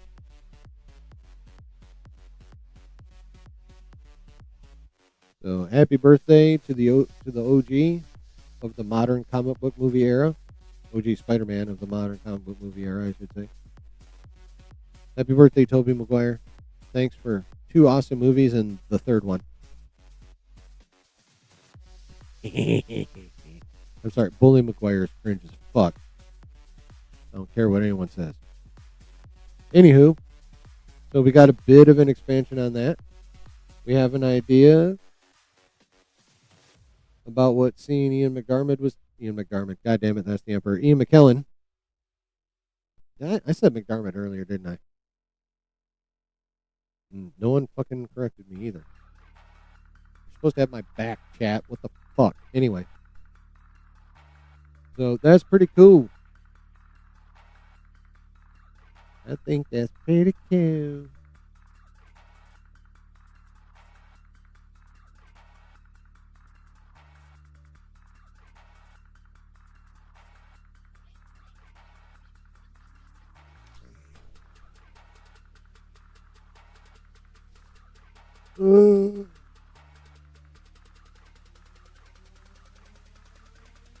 Yep, Toby's 3.5 months older than me. I had no, I knew he was somewhere around my age, but I thought I was still older. But nope, he is.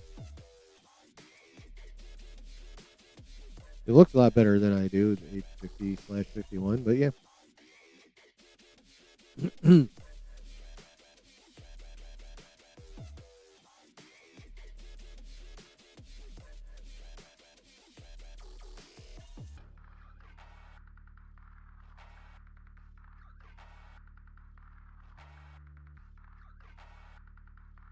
Can't believe Tom Holland is 32. Also, felt like yesterday he was 27. Yeah.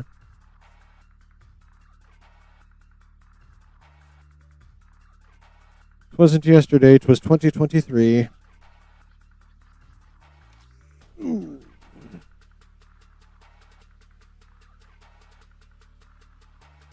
A little stretchy.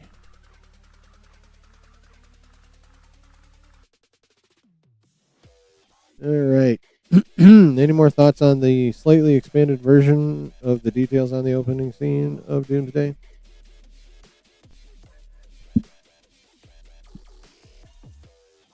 Gotcha. Off my microphone.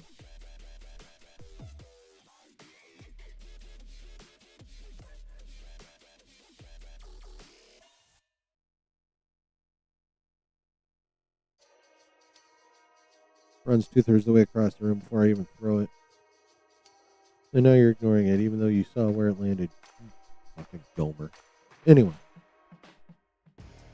Any further thoughts on that? Because if not, we are going to go ahead and dive into this Alex Perez Q&A after I gamble one more time. That refresh.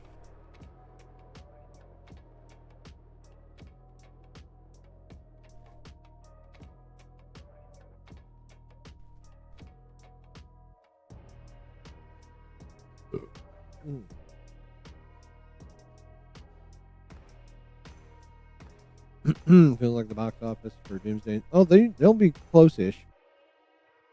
I don't think they'll be that close though. I'm still holding steady on Doomsday doing 1.5 to 1.7, but I'm thinking Spider-Man could do 2. Damn, Streamlabs hate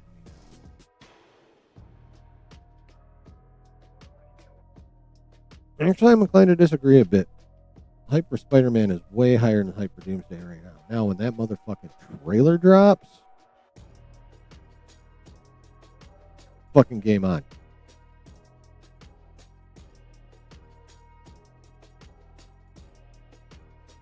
When that trailer drops, it is game motherfucking on. Here's what the watch numbers for Doomsday trailer going to be. Massive.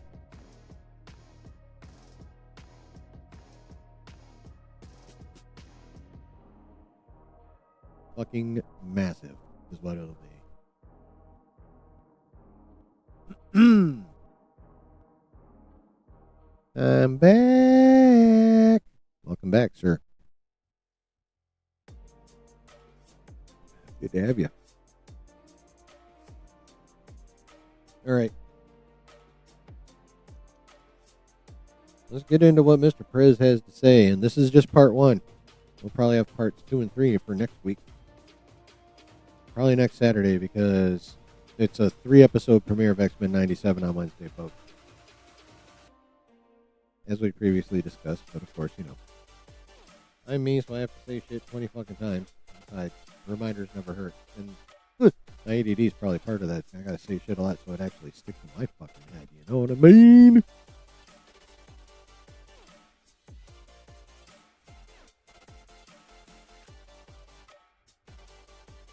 All right, let's dig into this shit. See if he's gonna reveal anything fucking new or useful. Let me try something. Why not do that while I'm doing this?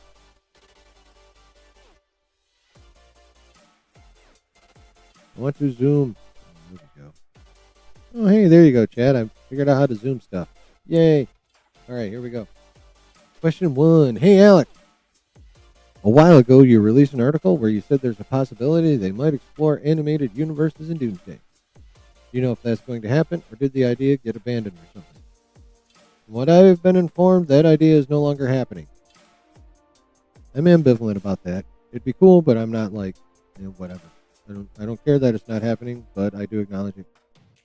If they did it right, like i.e. included the X-Men 97 universe, that would have been sick. But I'm also not mad. At the moment, there are 6 universes that we will see in Doomsday. 6? Main MCU, 616. Fantastic Four, 828. X-Men Universe, 10005. Doom's Original Universe. Oh, we're still on that one. Okay. Alex is sticking to the Doom doesn't come from the 828. Game doesn't cover the best part. Possibly. Tobey Maguire's Spider-Man universe and a pocket dimension. Though I might be describing that last one incorrectly. It's basically the universe that's hidden away. Okay. So, yeah, 616, 828, 10005. As far as we've been given to understand, those are going to be the final 3. I don't think that's changed. Doom's Original Universe. Again, he's sticking by the fact that Doom is not from 828. And there's plenty of evidence to support that. We've talked about it before. Yeah, we've talked about the fact that Doom isn't from 828 before.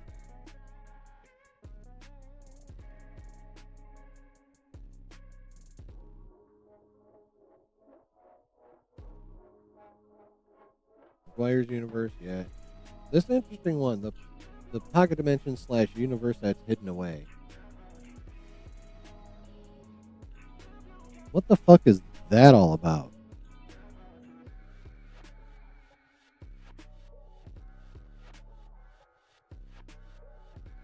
I'm extremely furious that they're going to just throw Deadpool and Wolverine into the X-Men universe. Doesn't make sense. It's incorrect. They didn't watch their own fucking movie. Well, see, we don't know how they're going to be incorporated into that universe.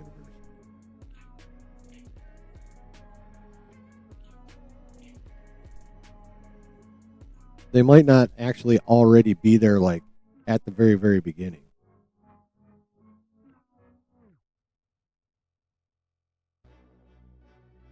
It's entirely possible that Deadpool's little corner of Fox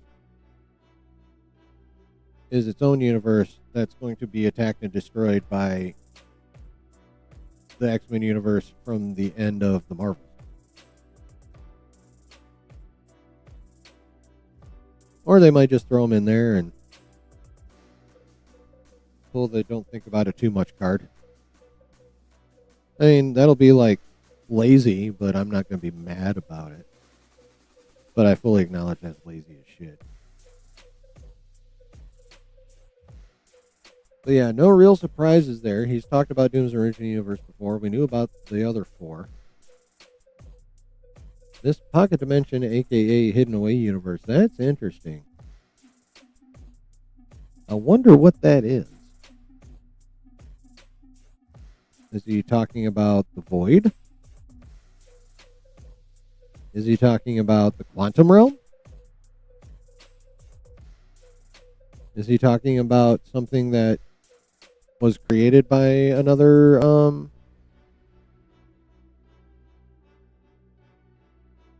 just a character, like maybe something Doom himself created?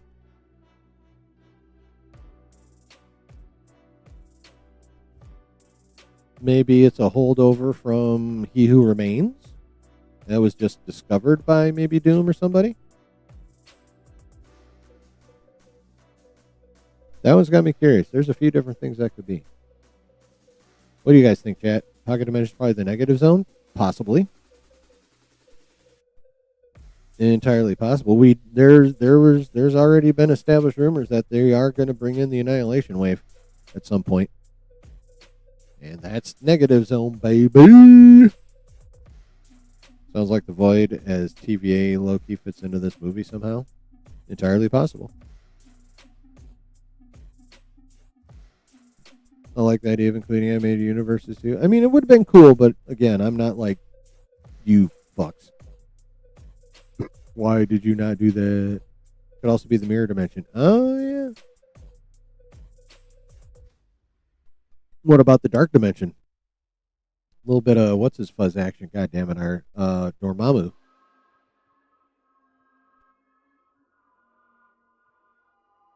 Yep, Cosmic Invasion is based on the Annihilation Wave. That demo was fun.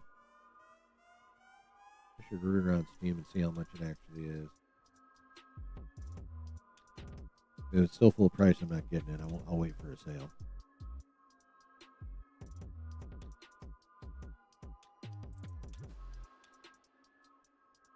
I don't know. That sounds pretty cool. A hidden universe. I like it. I like it. All right.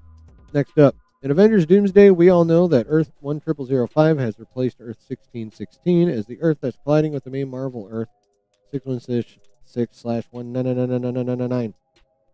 Loki is taking the place of the Beyonders from the original comic, and that T'Challa will not be involved. R.I.P. What other deviations and changes have been made from the original Time Runs Out comic in order to, for lack of a better phrase, fit better on screen? I mean, that is the bitch of adapting comics. Could be where Doom may slaughter the kings. God, I want to see that. I would love to see that. I don't know if we're actually going to get it, but I would love it.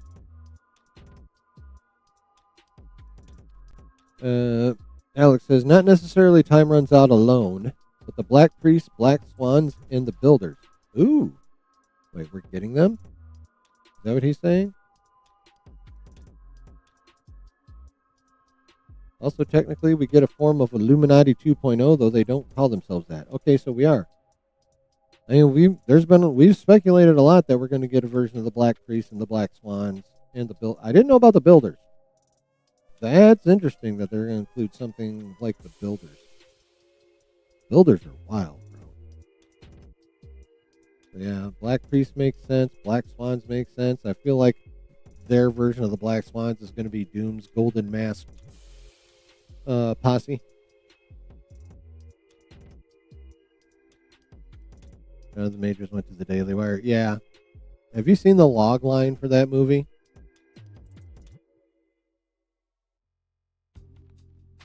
It's basically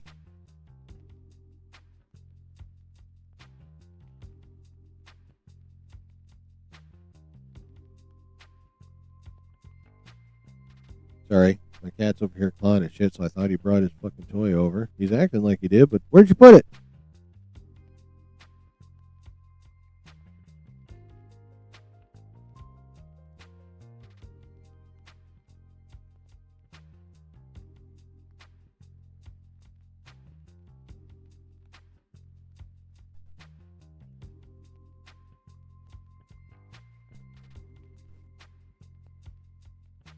Silly fuck, it was still in the middle of the floor, but here it is. But he actually went for the empty-handed fake flip. But yeah, the log line for that movie has sounds stupid as fuck. That's neither here nor there. So now the version of the Black Priests in the comics, they were led by Strange. So does that mean Strange will end up not being one of the Golden Mask people? At least not at first, maybe? I don't know how they're going to do that. Black Swans, obviously, that's going to be Doom's Gold Mask posse. And including the Builders, man, that kills me. Or not kills me, but that's cool. It's going to be interesting to see what they do with the Builders. And then a form of Illuminati 2.0, though they don't call themselves that. That's cool.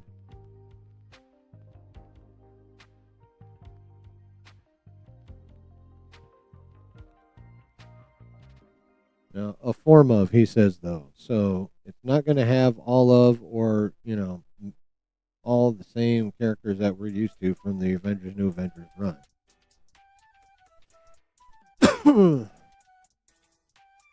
You're allowed to get distracted by that. I don't know what it is, but yes.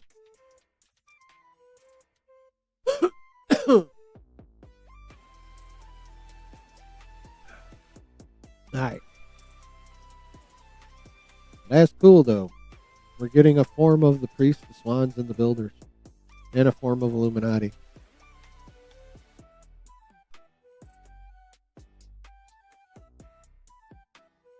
That sounds dope, though, chat. I wonder who's going to be in that. Yeah, well, I got no clue. I've hit this too many times to even try and figure it out. So moving on. Are they recasting Kang? Don't know. They're just speculating that we may get a scene of Doom wiping out the Kangs, which I would love to see. But I highly doubt we're going to see that. Honestly, it would not bother me in the slightest if they just never brought his ass up.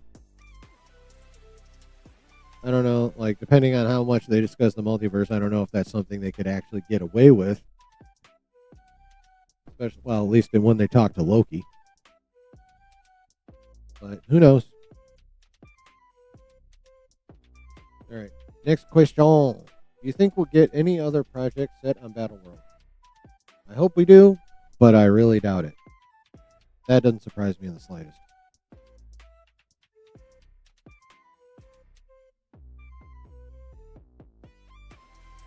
Clea could very well be one of them as well.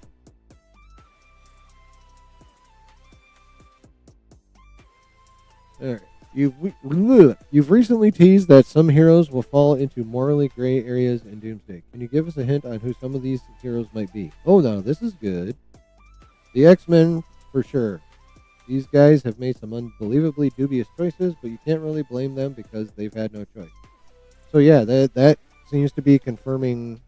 I don't remember if Alex was the one that started this one or put it out there. That seems to be confirming the rumor that's out there that the X-Men universe 10005 has been playing the game of worlds and killing trillions and destroying universes and shit.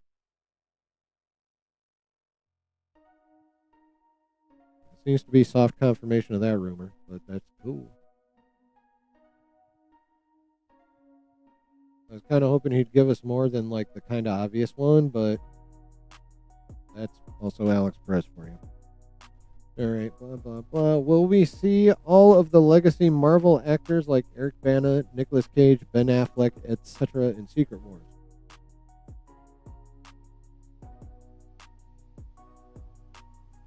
All right.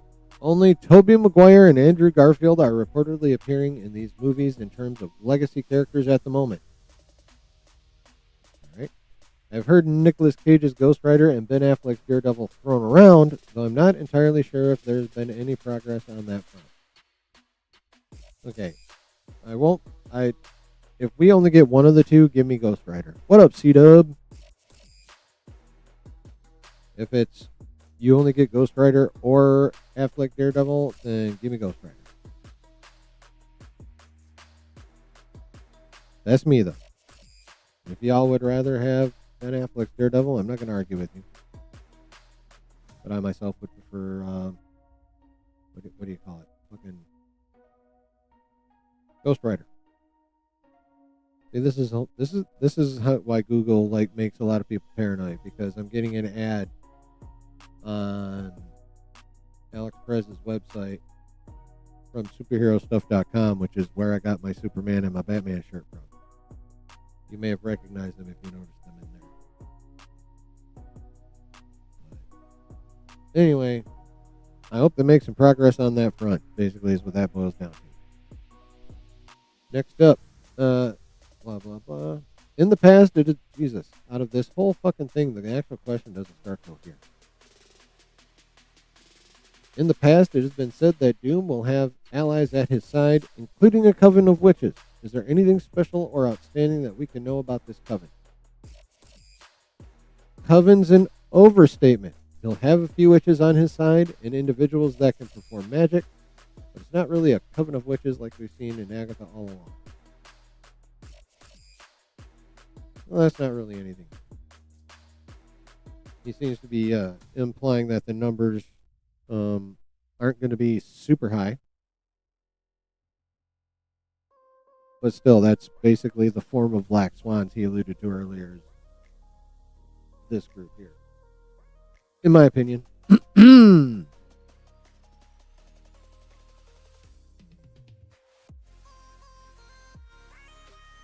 What up, Travis? Oh, don't worry. I plan on spoiling it later. At least somewhat.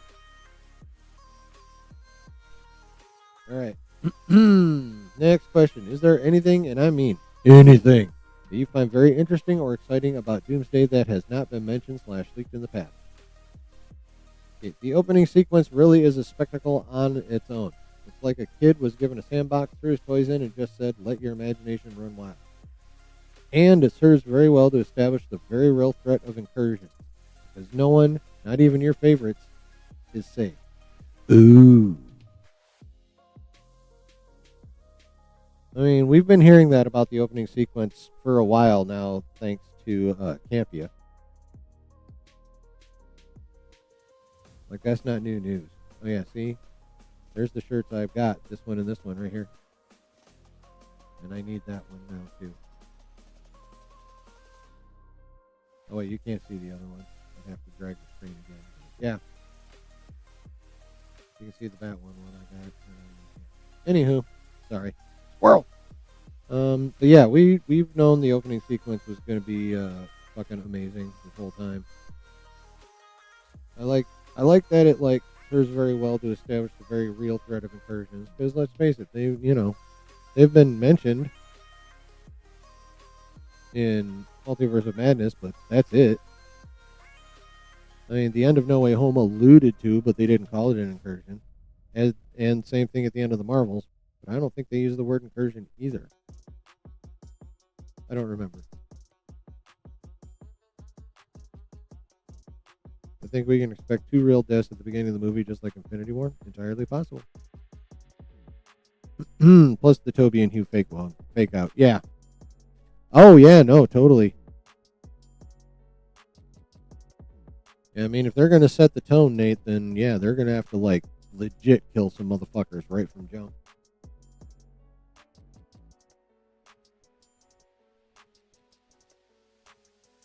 Alright, moving along.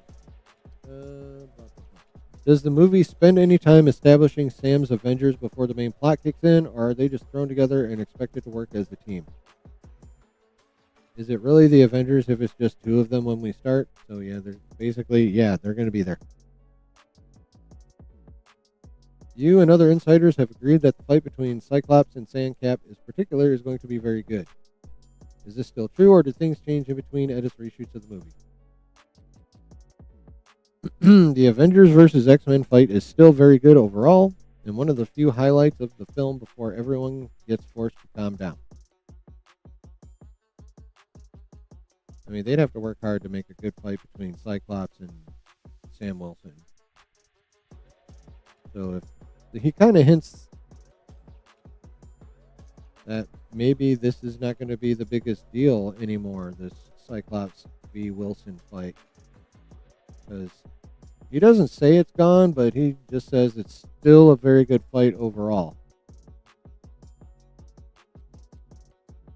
I feel like this I mean, we'll probably see those two go at it. Excuse me, but I feel like it might be downplayed in favor of other shit now. That's just the feeling I get from how he phrased it.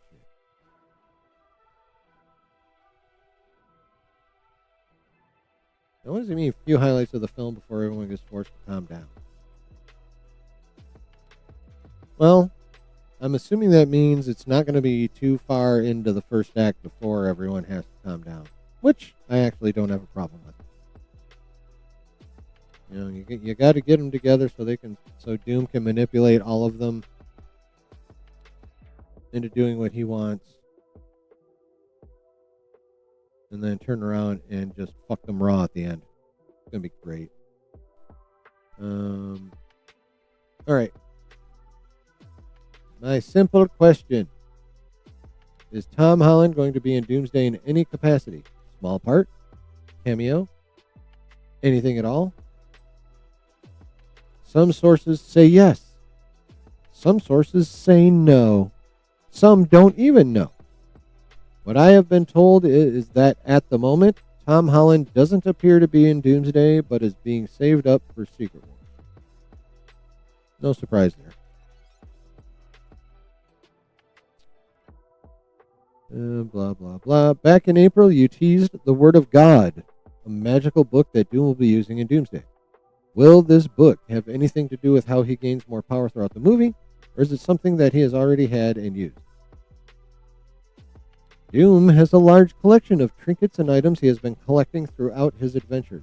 It's why he's so powerful, even without Loki's abilities to make him a god. God, I can't wait for Doom to just doom out. Blah, blah, blah, blah, blah. Okay, I remember in a previous one you said Yelena is Bob's person in Doomsday. Could you elaborate on that and how their relationship is? Also, will Bob also have any closeness with any of the other new Avengers? Not a bad question. Sure. So I don't want people to think of it as a sort of romantic undertone, though there is a partial tension there. It's more along the lines of Yelena being the one who understands Bob the most. Sure, he's friendly to the new Avengers, but if Yelena were in trouble, Bob would literally burn down heaven and earth for her to save her. Hell, here's an in-movie example. Okay. He's literally dropping a beat of the movie. Fuck yeah. All right, well, if y'all don't want this kind of specificity, then you're fucked. During the movie, Bob really doesn't want to use his sentry powers to avoid risking unleashing the Void. But later on, with Yelena's help, he willingly uses his powers to try to save the multiverse, knowing full well the risk he's taking that he'll become the Void and kill everyone. And the only reason he agrees is because Yelena asked him to. Alright, so there has been a rumor that one of the ways he will willingly use his power to try and save the multiverse is he will literally, and this happens in the comics at some point, be holding two universes separately. All by his lonesome. Just holding them off from each other. There's a rumor that they're going to recreate that in this movie. What Alex is talking about could be exactly that. Obviously, he's not being that specific, but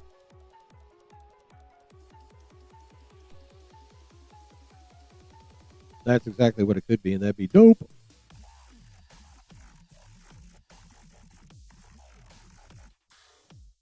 All right, Secret Wars. Secret Wars, or a theoretical part 3 of the saga. Do you think we'll get to see Bob and Wanda team up in some capacity or talk with each other? Basically, I'm just wondering if they'll have any kind of relationship in these movies. Thanks. Doubtful. Gotta love the one-word answers. Is Peggy going to be in Secret Wars? I could see her being a part of Doom's court.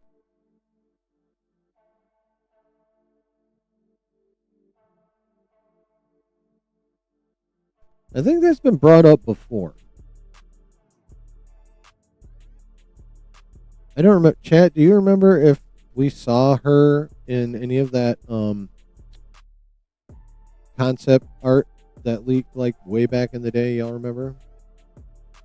There's a lot of Secret Warsy looking shit in there. Do y'all remember Peggy being in any of that shit? I cannot remember for sure one way or the other. I don't know.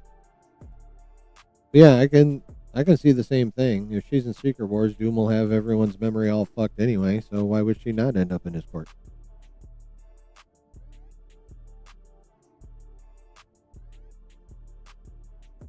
I'm gonna say a medieval dress would look quite nice on her.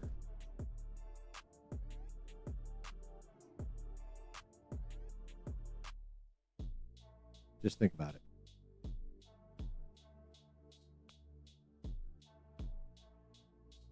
Okay. All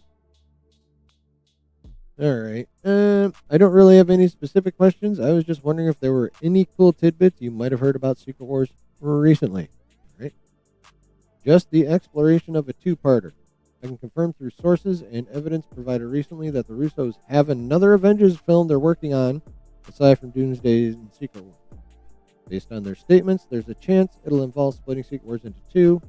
However, it could also be the next Avengers installment. Now, chat. I don't think I bookmarked this. It might be in my replies, but I don't feel like going to dig it out. Shit.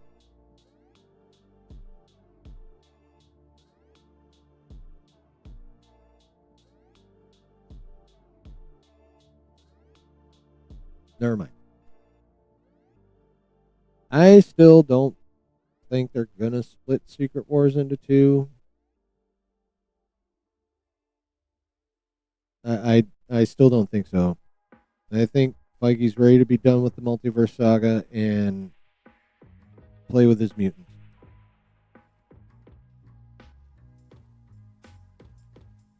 No, I could be wrong, obviously, and easily, but oh, that's right. It was Alex on Twitter. I wonder if he says anything about it here. Nope. Okay, yeah, there's only one more question. Alex on Twitter hinted that shit, you know what? Now I gotta go find it. Hold on. Actually, we'll do the last question and then I'll find that shit. Will Secret Wars give us any, quote, passing the mantle scenes or moments from one character to another? Too early to tell, but I don't think so, to be honest. And that's the end of that. Alright, I gotta resize this shit. Where my screen's normal size. Boop.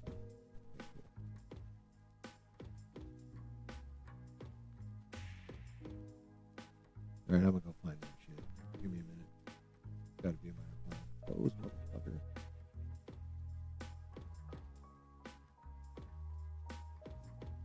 I'm gonna find that, and then it'll be time to talk about DC.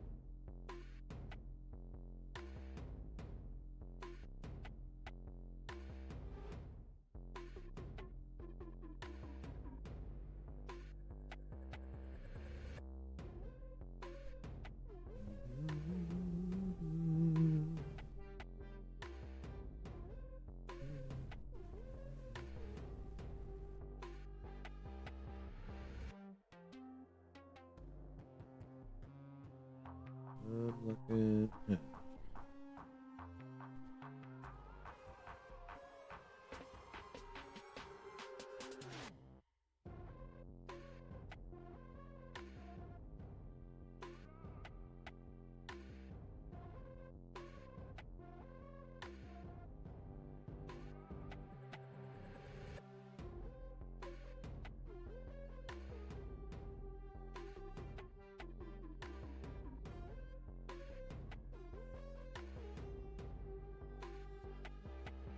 Motherfucker.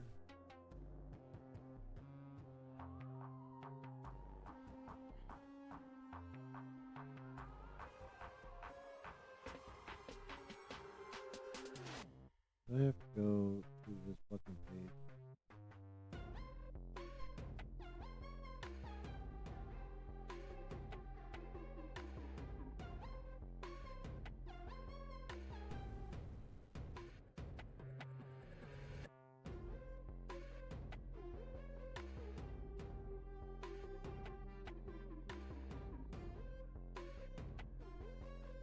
Oh, remember how we were talking about how Spidey got injured? Here's a tweet from Geeky talking about it. It says Frank shoots Peter as he's defending a certain person. Frank then rushes him to Claire. Thank me later. Alright, so there's that. Alright. Did I not bookmark that shit? I mean, reply to that shit. I know I fucking quote tweeted it.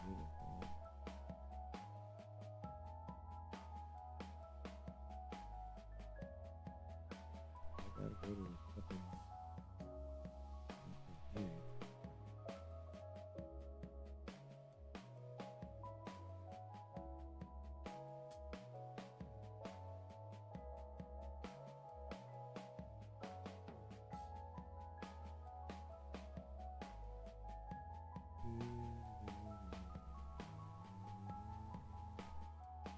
God damn it.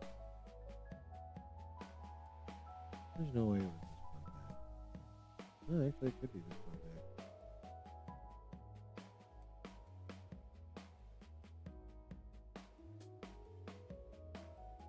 back. I wish I'd have just fucking bookmarked it. God damn it. I hate it when I do that.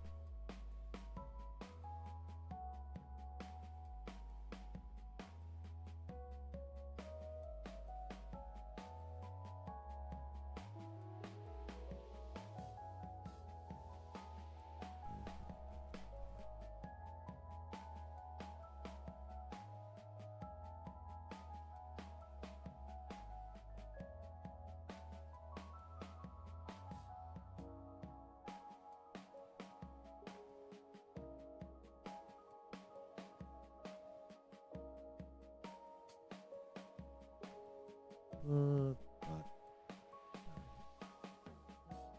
I have to do it the other way. Hold on.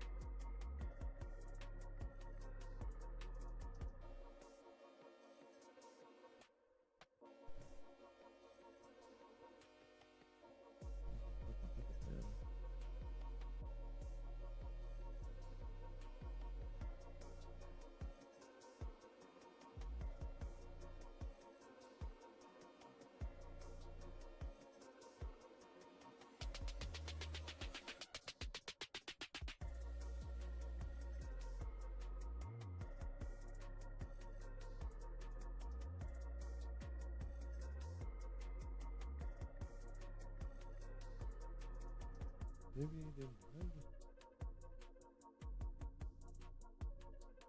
Just remembering shit.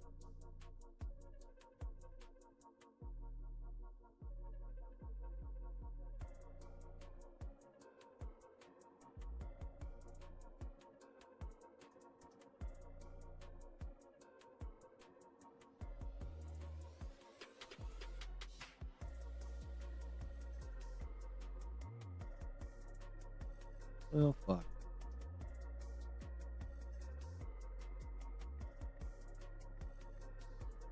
On the beach. Oh well. Can't find it.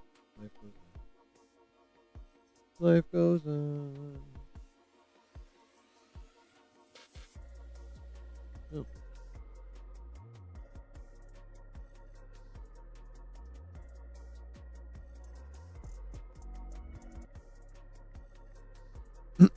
Alright, well, I couldn't find what I wanted. Probably everyone fucking left the stream while I was mouth breathing at my screen like a dummy. So there's that.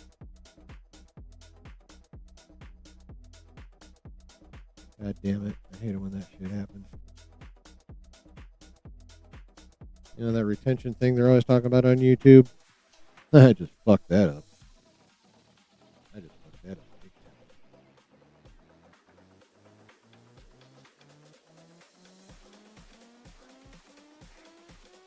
Oh well.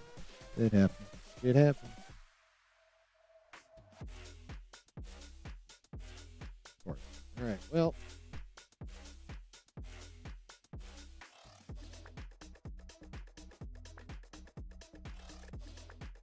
We've reached your favorite point of the stream, chat. Phil's got to go pee-pee. I'll be back in a bit. There we go.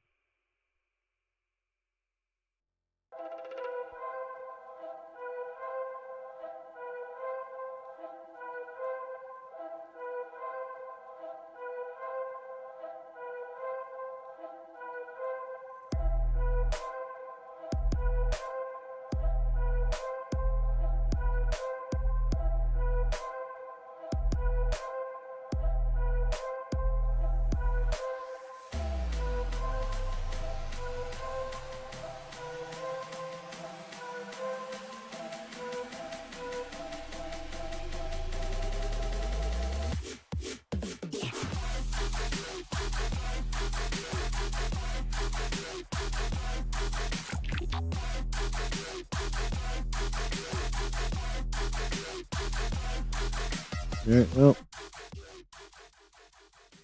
Time's up, motherfuckers.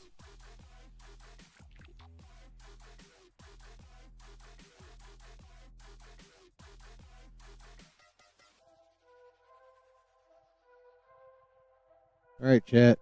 It's time. It's time to talk about DC's latest offering, James Gunn's second offering in his new DCU live action in a movie theater, that is.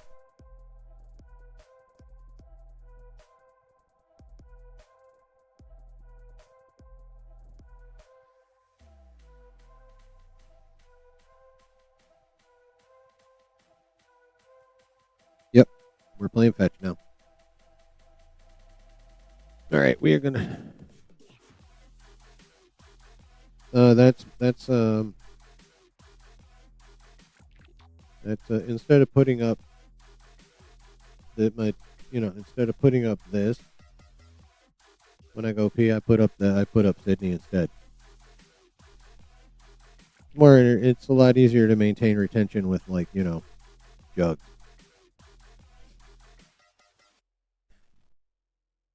It's strategic, I swear. All right. You guys ready to fight about a movie? Let's go. Talking about Supergirl. First, we got to talk numbers. And then we'll talk about the movie itself.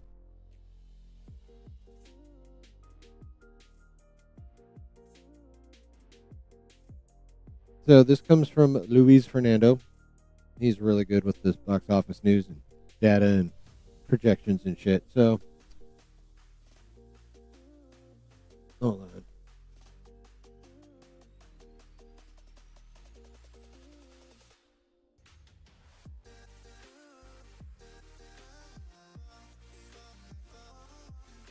Okay.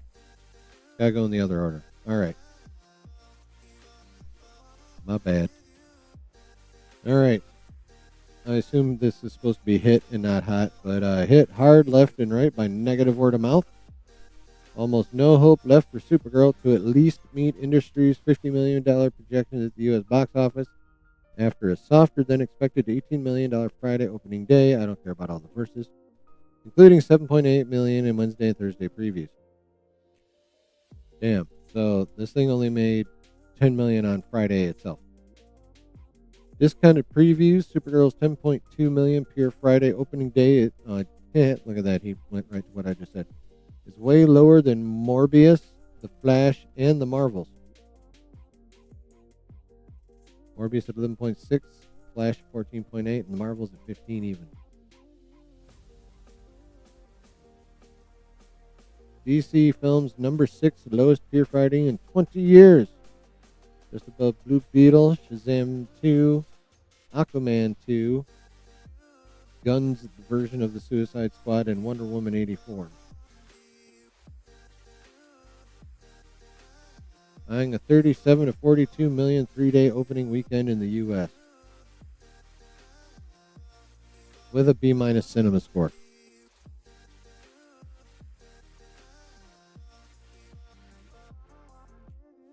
That ain't all, chat. Then there's this. Overseas situation is even more dreadful for Supergirl as the DCU film starring Millie Alcock and Jason Momoa added just 5.7 million on Friday, reaching an 11.1 million 3-day international cume so far over 78 markets. That's not all of them. There's still some markets that's got to open in. That's got to open in, but yeah. Allied to its $18 million Friday at the U.S. box office, the comic book movie with a $175 million price production and price tag, not including the marketing, it's a 29.1 global cume so far. Yikes. Now, $175 million, as we discussed before, puts the break even at 438. So, eyeing 37 to 42 million 3-day weekend in the U.S., 25 to 35 5-day opening overseas for a $62 to $77 million global opening.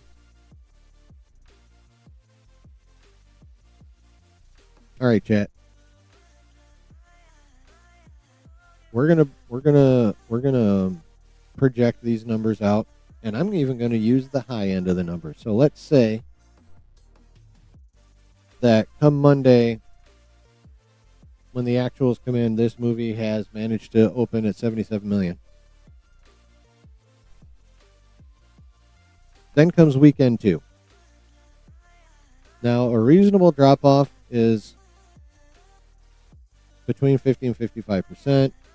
Starts getting ugly at about 60. So, again, I'm going to give it a lot of grace and say it's only going to have a 50% drop-off. Okay, fine. So that means we're going from 77 million to 38.5. Weekend 2. So 77 and 38 is 115. And then 0.5. After weekend 2. Globally.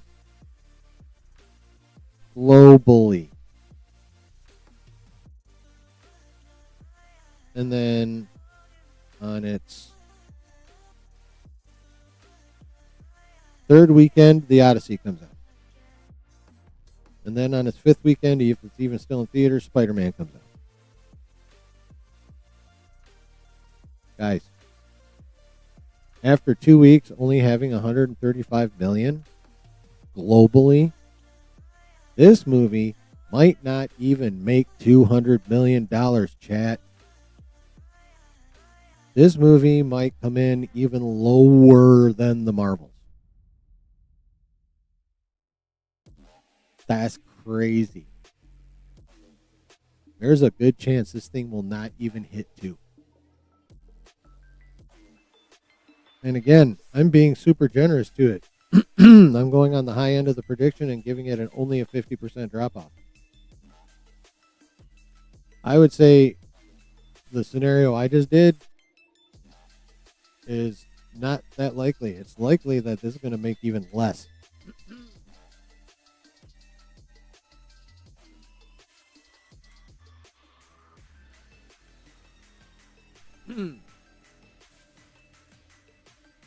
That's goddamn ridiculous.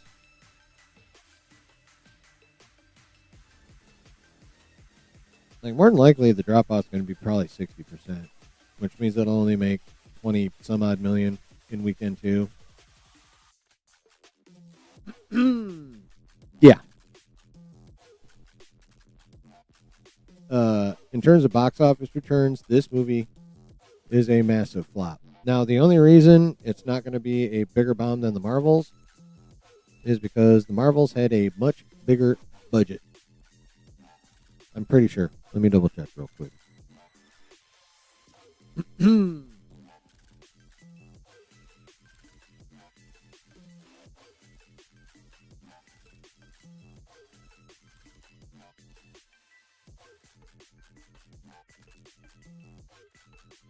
Yeah. Marvel's was about 270.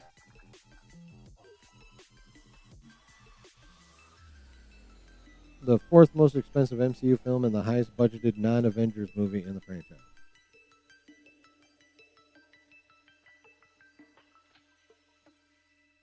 So at 270 million, you're going to need like basically 675, 680 million to break even. The Marvels made 205, which means that thing lost $470 million.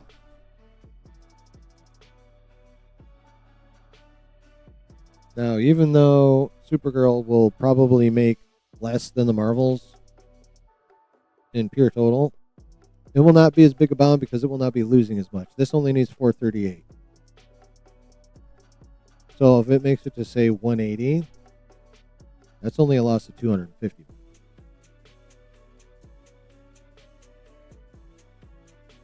So the Marvels will still own the biggest bomb ever because of basically percentages.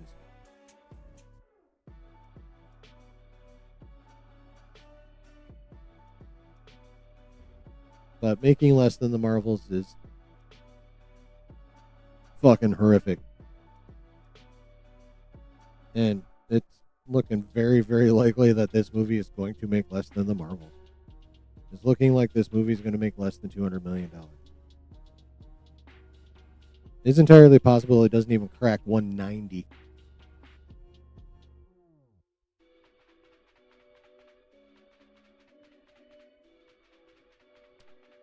Now let's talk about the movie itself.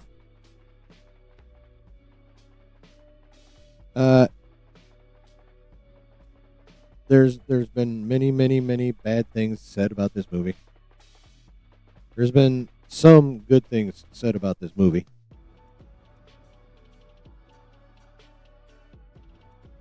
After watching it this morning, I am firmly of the opinion that this movie, like those that like bagged on it hard,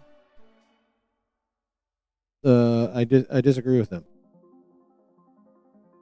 But I also disagree with the few who are glazing the fuck out of it. Like, they're all no. I mean, that is the case in most things. Now, sometimes I will agree with one extreme or the other, but not in this case. This was, to me, a good movie. Not great. Good. Not hot garbage. Good. I was entertained.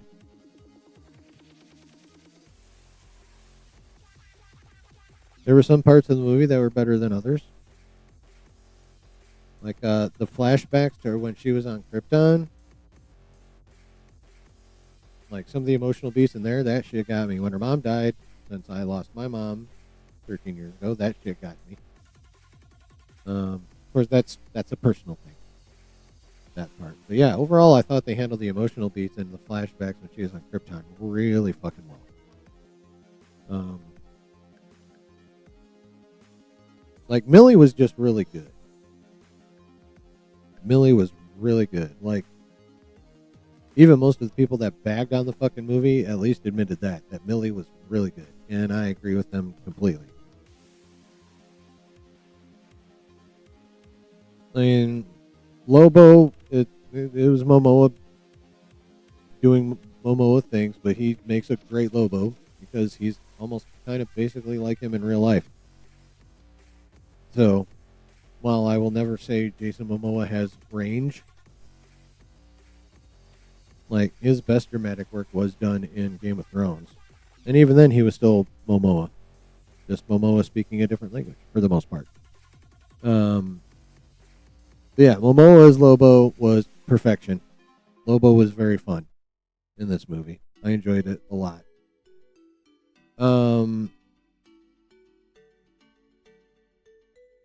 Now we get to the other two main characters.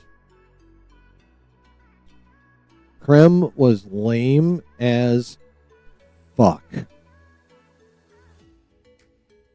Like, y'all ever heard the phrase mustache twirling villain?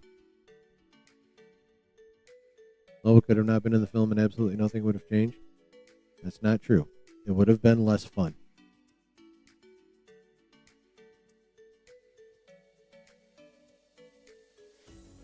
The fun factor would have gone down without Lobo. Story-wise, you're right. Nothing would have changed much if he wasn't in there.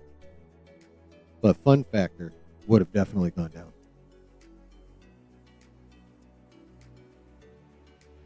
So, Krem of the Yellow Hills was ridiculously lame.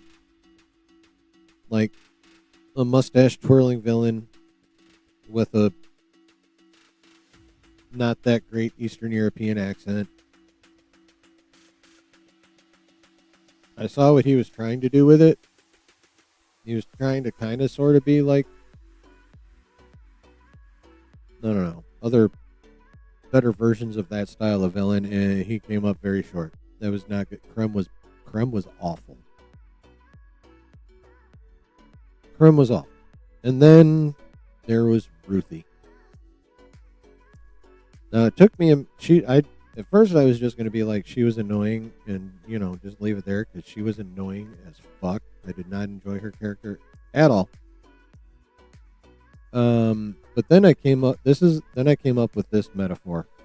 And those of you who have seen the movie, let me know what you think of this. Ruthie was basically Arya Stark from Game of Thrones if the CW had made Game of Thrones. She was Timu Arya Stark.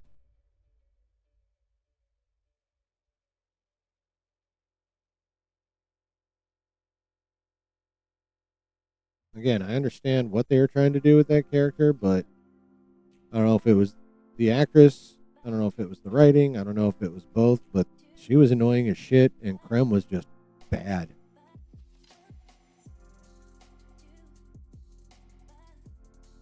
And I will say a plus was that movie did run low on crypto.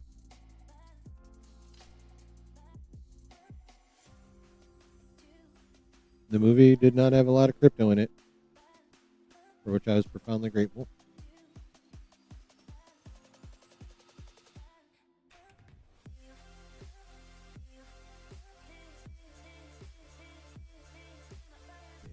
Now,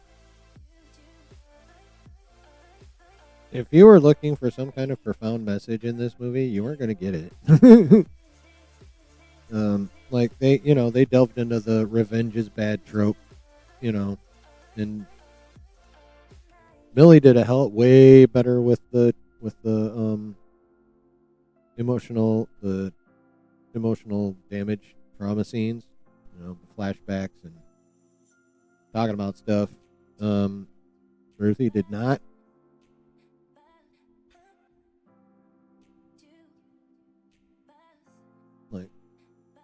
So yeah.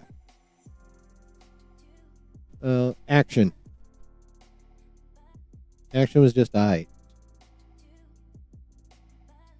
I've seen worse. I've definitely seen better, but I've also seen worse. I've seen more better than worse.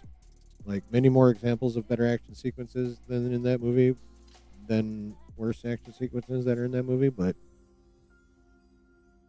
yeah, the action was okay. There are a couple of impressive moments, but yeah, overall, yes, exactly. It wasn't as clean or tight as Superman's was. That is true. That is true. So decent action, but not great. Honestly, the movie I think was strongest in the flashback scene, or in general the emotional beats. The movie did well with the emotional beats, in my opinion. But villain weak, sidekick weak, action decent. So yeah, I would say the emotional beats were strong enough to outweigh most of the lameness, and which is why I say the movie was good.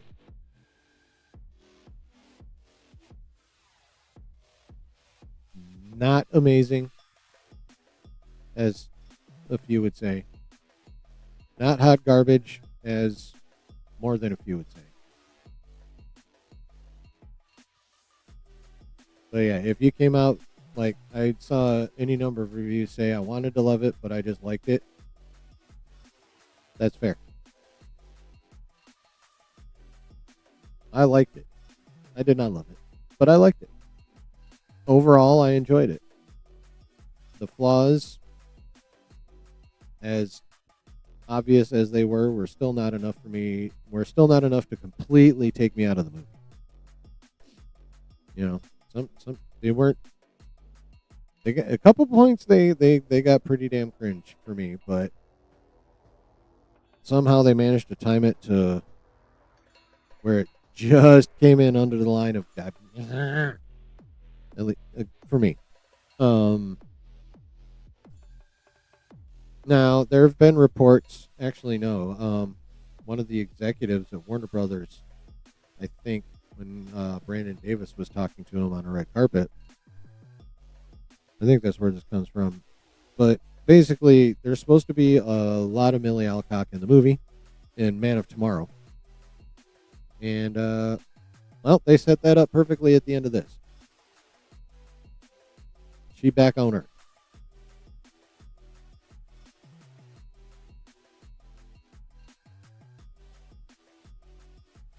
So, it makes sense that we're going to see a lot of her in Man of Tomorrow, which I'm fine with. I mean, it means more crypto, goddammit, but Millie did a damn good job. So, I want to see more of her as the character because she did well. They better never, ever do another solo Supergirl movie, though.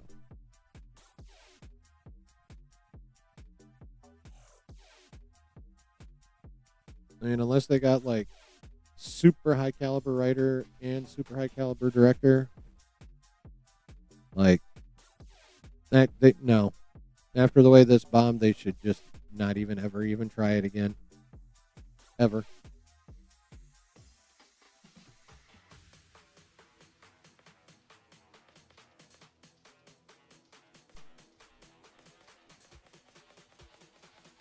So, yeah. That's how I feel about Supergirl as a movie. I don't regret going to see it.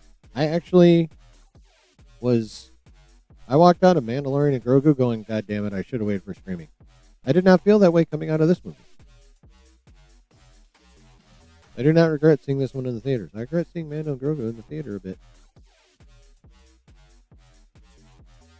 Yep.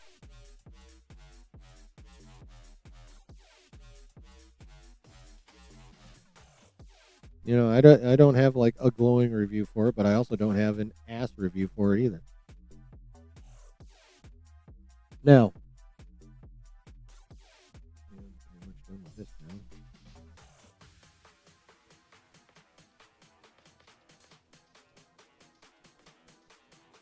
that now we get to the point where we are going to deal with the thumbnail and title subject of what the fuck is going to go on with DC now. Will DC survive this? Well, I'll tell you. With new owners coming in, and they haven't officially cleared all the hurdles yet, but it's basically in the bag. Paramount will be buying Warner Bros. James about to have some new bosses. So the question is how forgiving are these new bosses going to be? Well, let's see what we have so far under James Gunn's DCU. We have a whole bunch of shit promised, but here's what we got. And I know we went over some of this on Wednesday, but we're doing it again. Don't leave. But we got the animated feature known as Creature Commandos, which I enjoyed, but, you know, very few watched it. We have Peacemaker, which those that watched it really fucking loved it until the finale of season 2. But again, not a whole crap ton of people watched that either. Then we got Superman, which was good. Not great. Better than Supergirl. It was a pretty good movie. Not amazing, but it was pretty good. I enjoyed it. And then now we got Supergirl, which is bombing in spectacular fashion. That's where we're at with the DCU at this moment. 2 shows that not a lot of people watched. A Superman movie that did all right box office wise and was very enjoyable. And now a Supergirl movie that is flopping harder than the floppiest soccer player in the World Cup.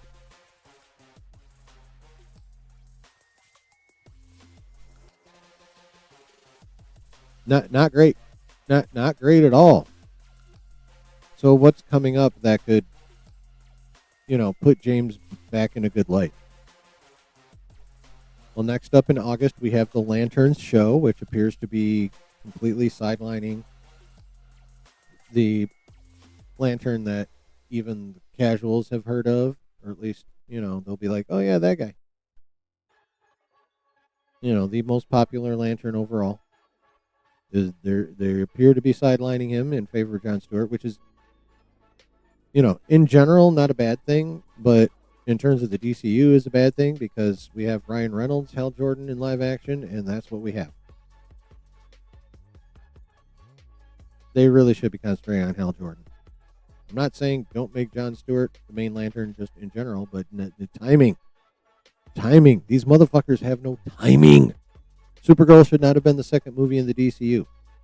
They should have established the Trinity. If he wants to fuck around and let Reeves do his Batman for like forever until James gets his, fine. Give us Wonder Woman. Wonder Woman should have been next. Wonder Woman. Super Sumerian. Welcome.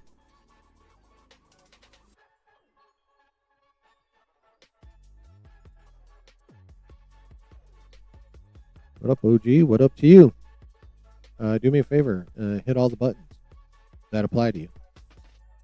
Can you remember the public losing interest in Superman as the most popular character in DC and Marvel? Was it the 90s? I think it's because they started portraying him as a complete moron. Comic book wise, yeah, I'd say probably late 80s, early 90s. Because Crisis in Infinite Earths was like 85, 86, right around the same time as Marvel's Secret Wars, actually. So that was Crisis. And then sometime in the early 90s is when they did the Death of Superman. And then they brought him back. Yeah, somewhere in that neighborhood, probably.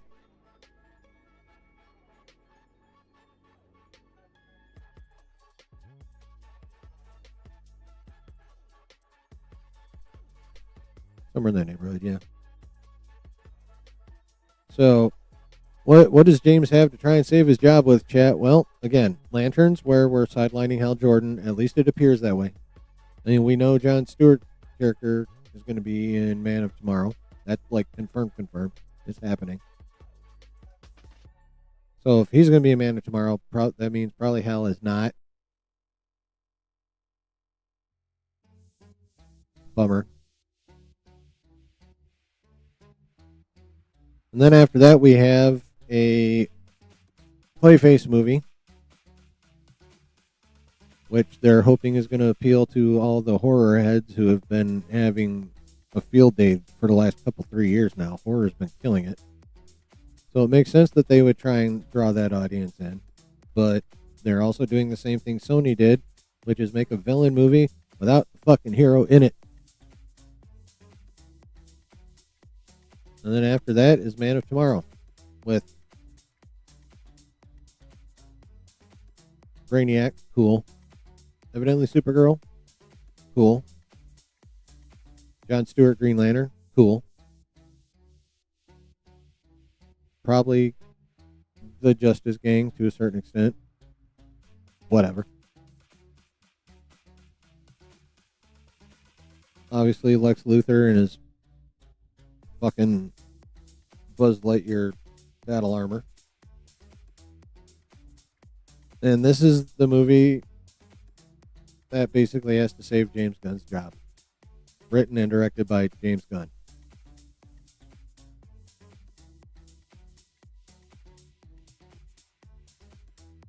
Like, he's in trouble, in my opinion, Chad. He is in big, big trouble. Now, one thing that could save his job, despite the performance of any of these projects, could be the fact that the Ellisons are like, we don't want to fucking start this shit over. Just fuck it. You can have a few more chances. You got another year or 2 or 3. Fucking salvage this shit. And then, you know, if he keeps fucking up, they'll probably suck it up and can his ass and start over. Now, should they do that right away? Probably. But there's no guarantee that they will. James could keep his job just because the Ellisons have no interest in, like, going through all the rigmarole of, you know, finding new people to run the studio and, you know, having another fucking plan allegedly put together and yada, yada, yada, yada, yada. They might just be like, fuck all of that. We'll let him rock for a while longer. Entirely possible.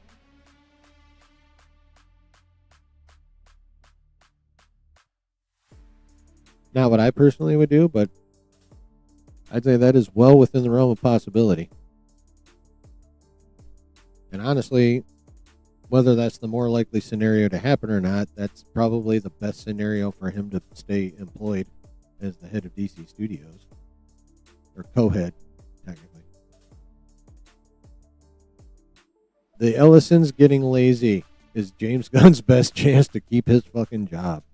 Unless Man of Tomorrow just explodes. Like, and by explodes, I mean like 900 million, maybe $1 billion, although I don't see that fucking happening. I don't know if the Superman movie will ever make $1 billion. Like, real talk, I don't know if that's possible. But if that bitch cracks 900 million, then that could go a long way towards saving James Gunn's job. Do I think that's going to happen? At this point in time, I do not. Now, again, I am quite free to change my thought process based on new information, and we have a year before that motherfucker comes out. We could get some information that's like, oh, damn, this thing will actually be badass. It could happen, at which point I will revise my predictions. But as of right fucking now, I don't see any way that movie is that successful. I figure it's 7 to 750 max. At this moment, 7 to 750 will be the max that Man of Tomorrow makes.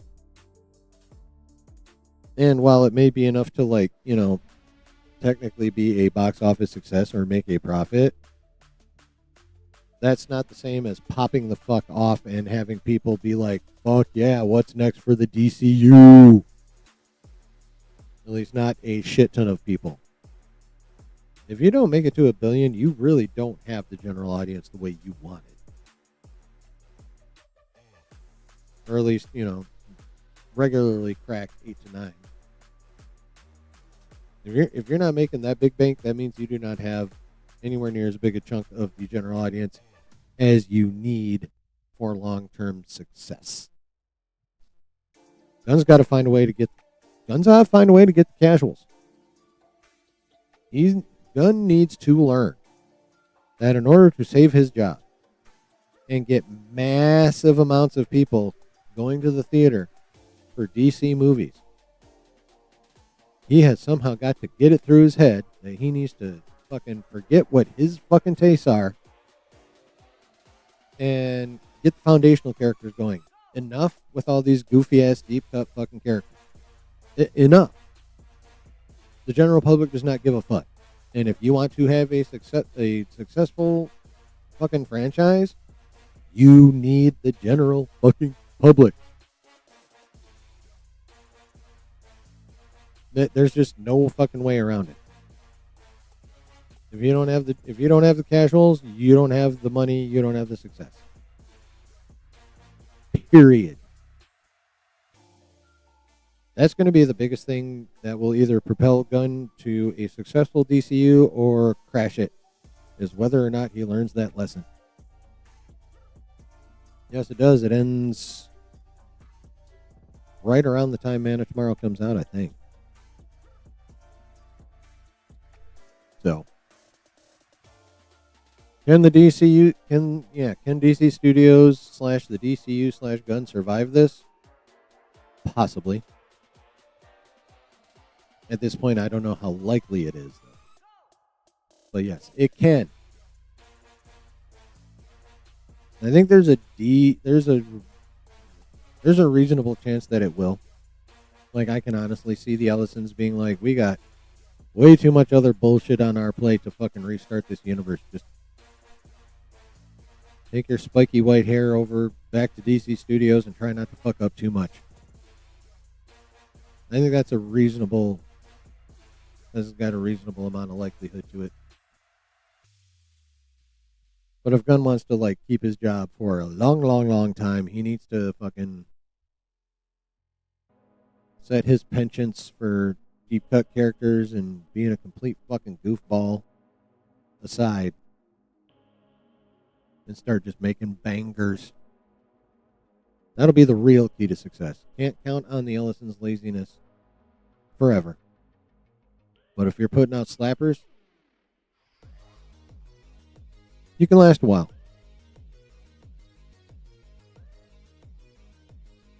There you have it, chat. That's it.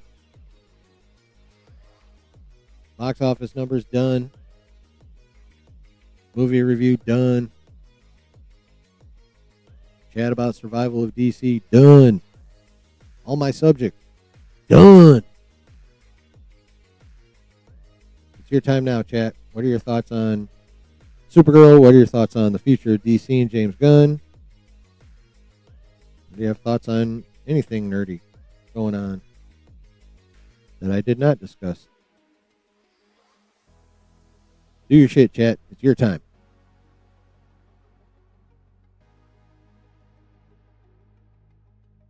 People are actually saying DC was back when Superman was good. Well, yeah. People were saying Marvel was back when Deadpool and Wolverine made $1.3 billion. And then they could barely make $1 billion the following year with all 3 movies they put out.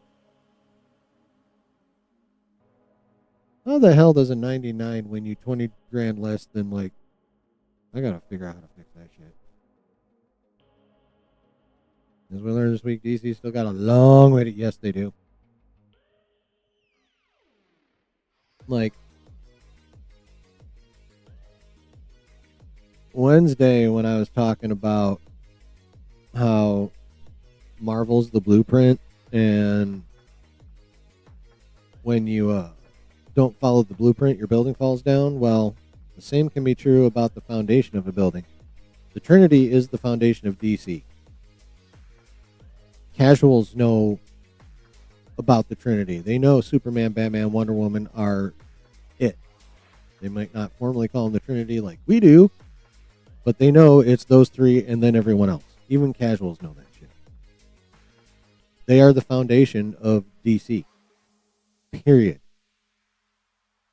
So if you don't establish your foundation, you can't expect your building to stand for very fucking long. Supergirl should not have been the second movie in this universe. Should have been either Wonder Woman or Batman. Or a Superman sequel that introduces one and or both of them. Like what we're hopefully getting next year with Audrey Arjona, Wonder Woman, and not motherfucking Maxima. Jesus Christ.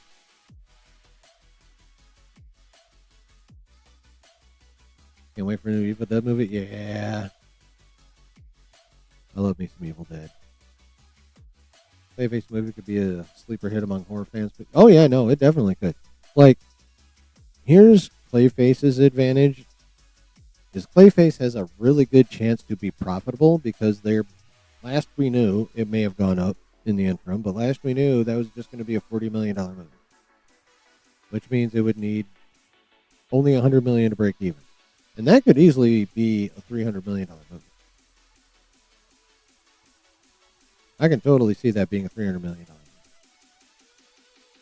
Maybe 4, maybe, but I can definitely see it being around a $300 million movie, which means that'll make $200 million in profit.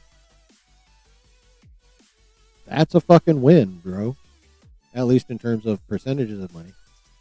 Now, would DC Studios like to bring in more than a $200 million profit? Like, if they want gobs of cash, like 6, 7, 8? Hell yeah, they would, but the funny part is even a $200 million profit will not cut. Like, if Clayface profits $200 million, that still won't cover the Supergirl loss. Like, they are going to desperately need ancillaries to fucking try and at least in the complete total aggregate, not lose money on Supergirl. But that shit ain't gonna be easy. That shit ain't gonna be easy at all.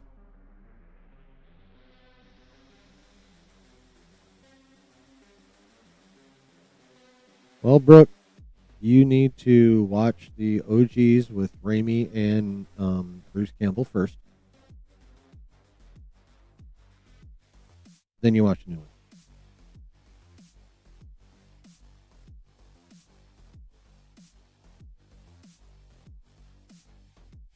Funny, this with my old computer, YouTube used to tell me that I wasn't putting information in fast enough. Now it's telling me my bit rate's too high. Like I'm giving it information too fast with this new machine.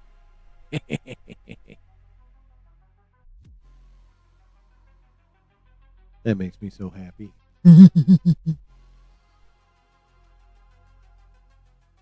Anyway, also got to watch the Despicable Me 4 and the Minions. Yeah, there's that new Minions movie is next weekend, which is also a bit of a problem for Supergirl being sandwiched between Toy Story 5 last weekend and Minions and Monsters next weekend.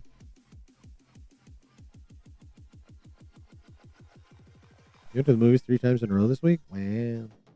I went this morning. Yep.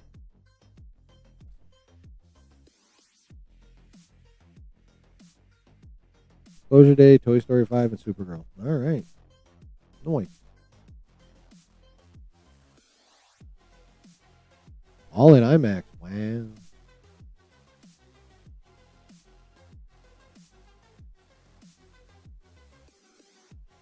Toy Story 5 was good, but feel like they could end it there. All right.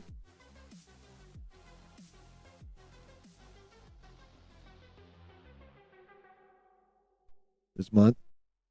Yeah, that's still cool though. Otherwise, I feel like the franchise is just being milked. I mean, yeah. I mean, hell, you could fairly call it that just because they made 5 of them bitches, you know? But from what I'm seeing, they did a really good job with this one, so it doesn't really feel like a cash grab because it was actually good.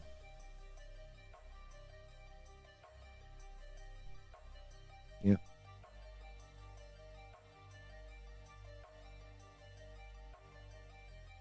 All right, chat.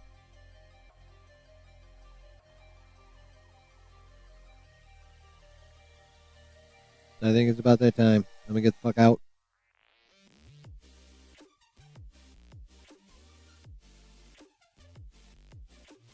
Yep, it's time for chilling to go. So thank you all very, very, very, very, very, very much for hanging out on this Saturday evening. Like I always say, there's so many other things you could be doing. Well, you chose to turn this on at least and listen, ish, kind of pay attention or pay full attention. However you're taking this stream in, I'm grateful that you're doing it at all. So thank you guys for being awesome. Thank you for all your help and helping me find this new machine. You know, you guys are the best. So, thank you. Hope you have a good beginning to your week, and we will be here Wednesday night to watch the first 3 episodes of X-Men 97 Season 2. Whoop, whoop! All right, y'all. You're the best. Thanks for being here. Much love. Bye.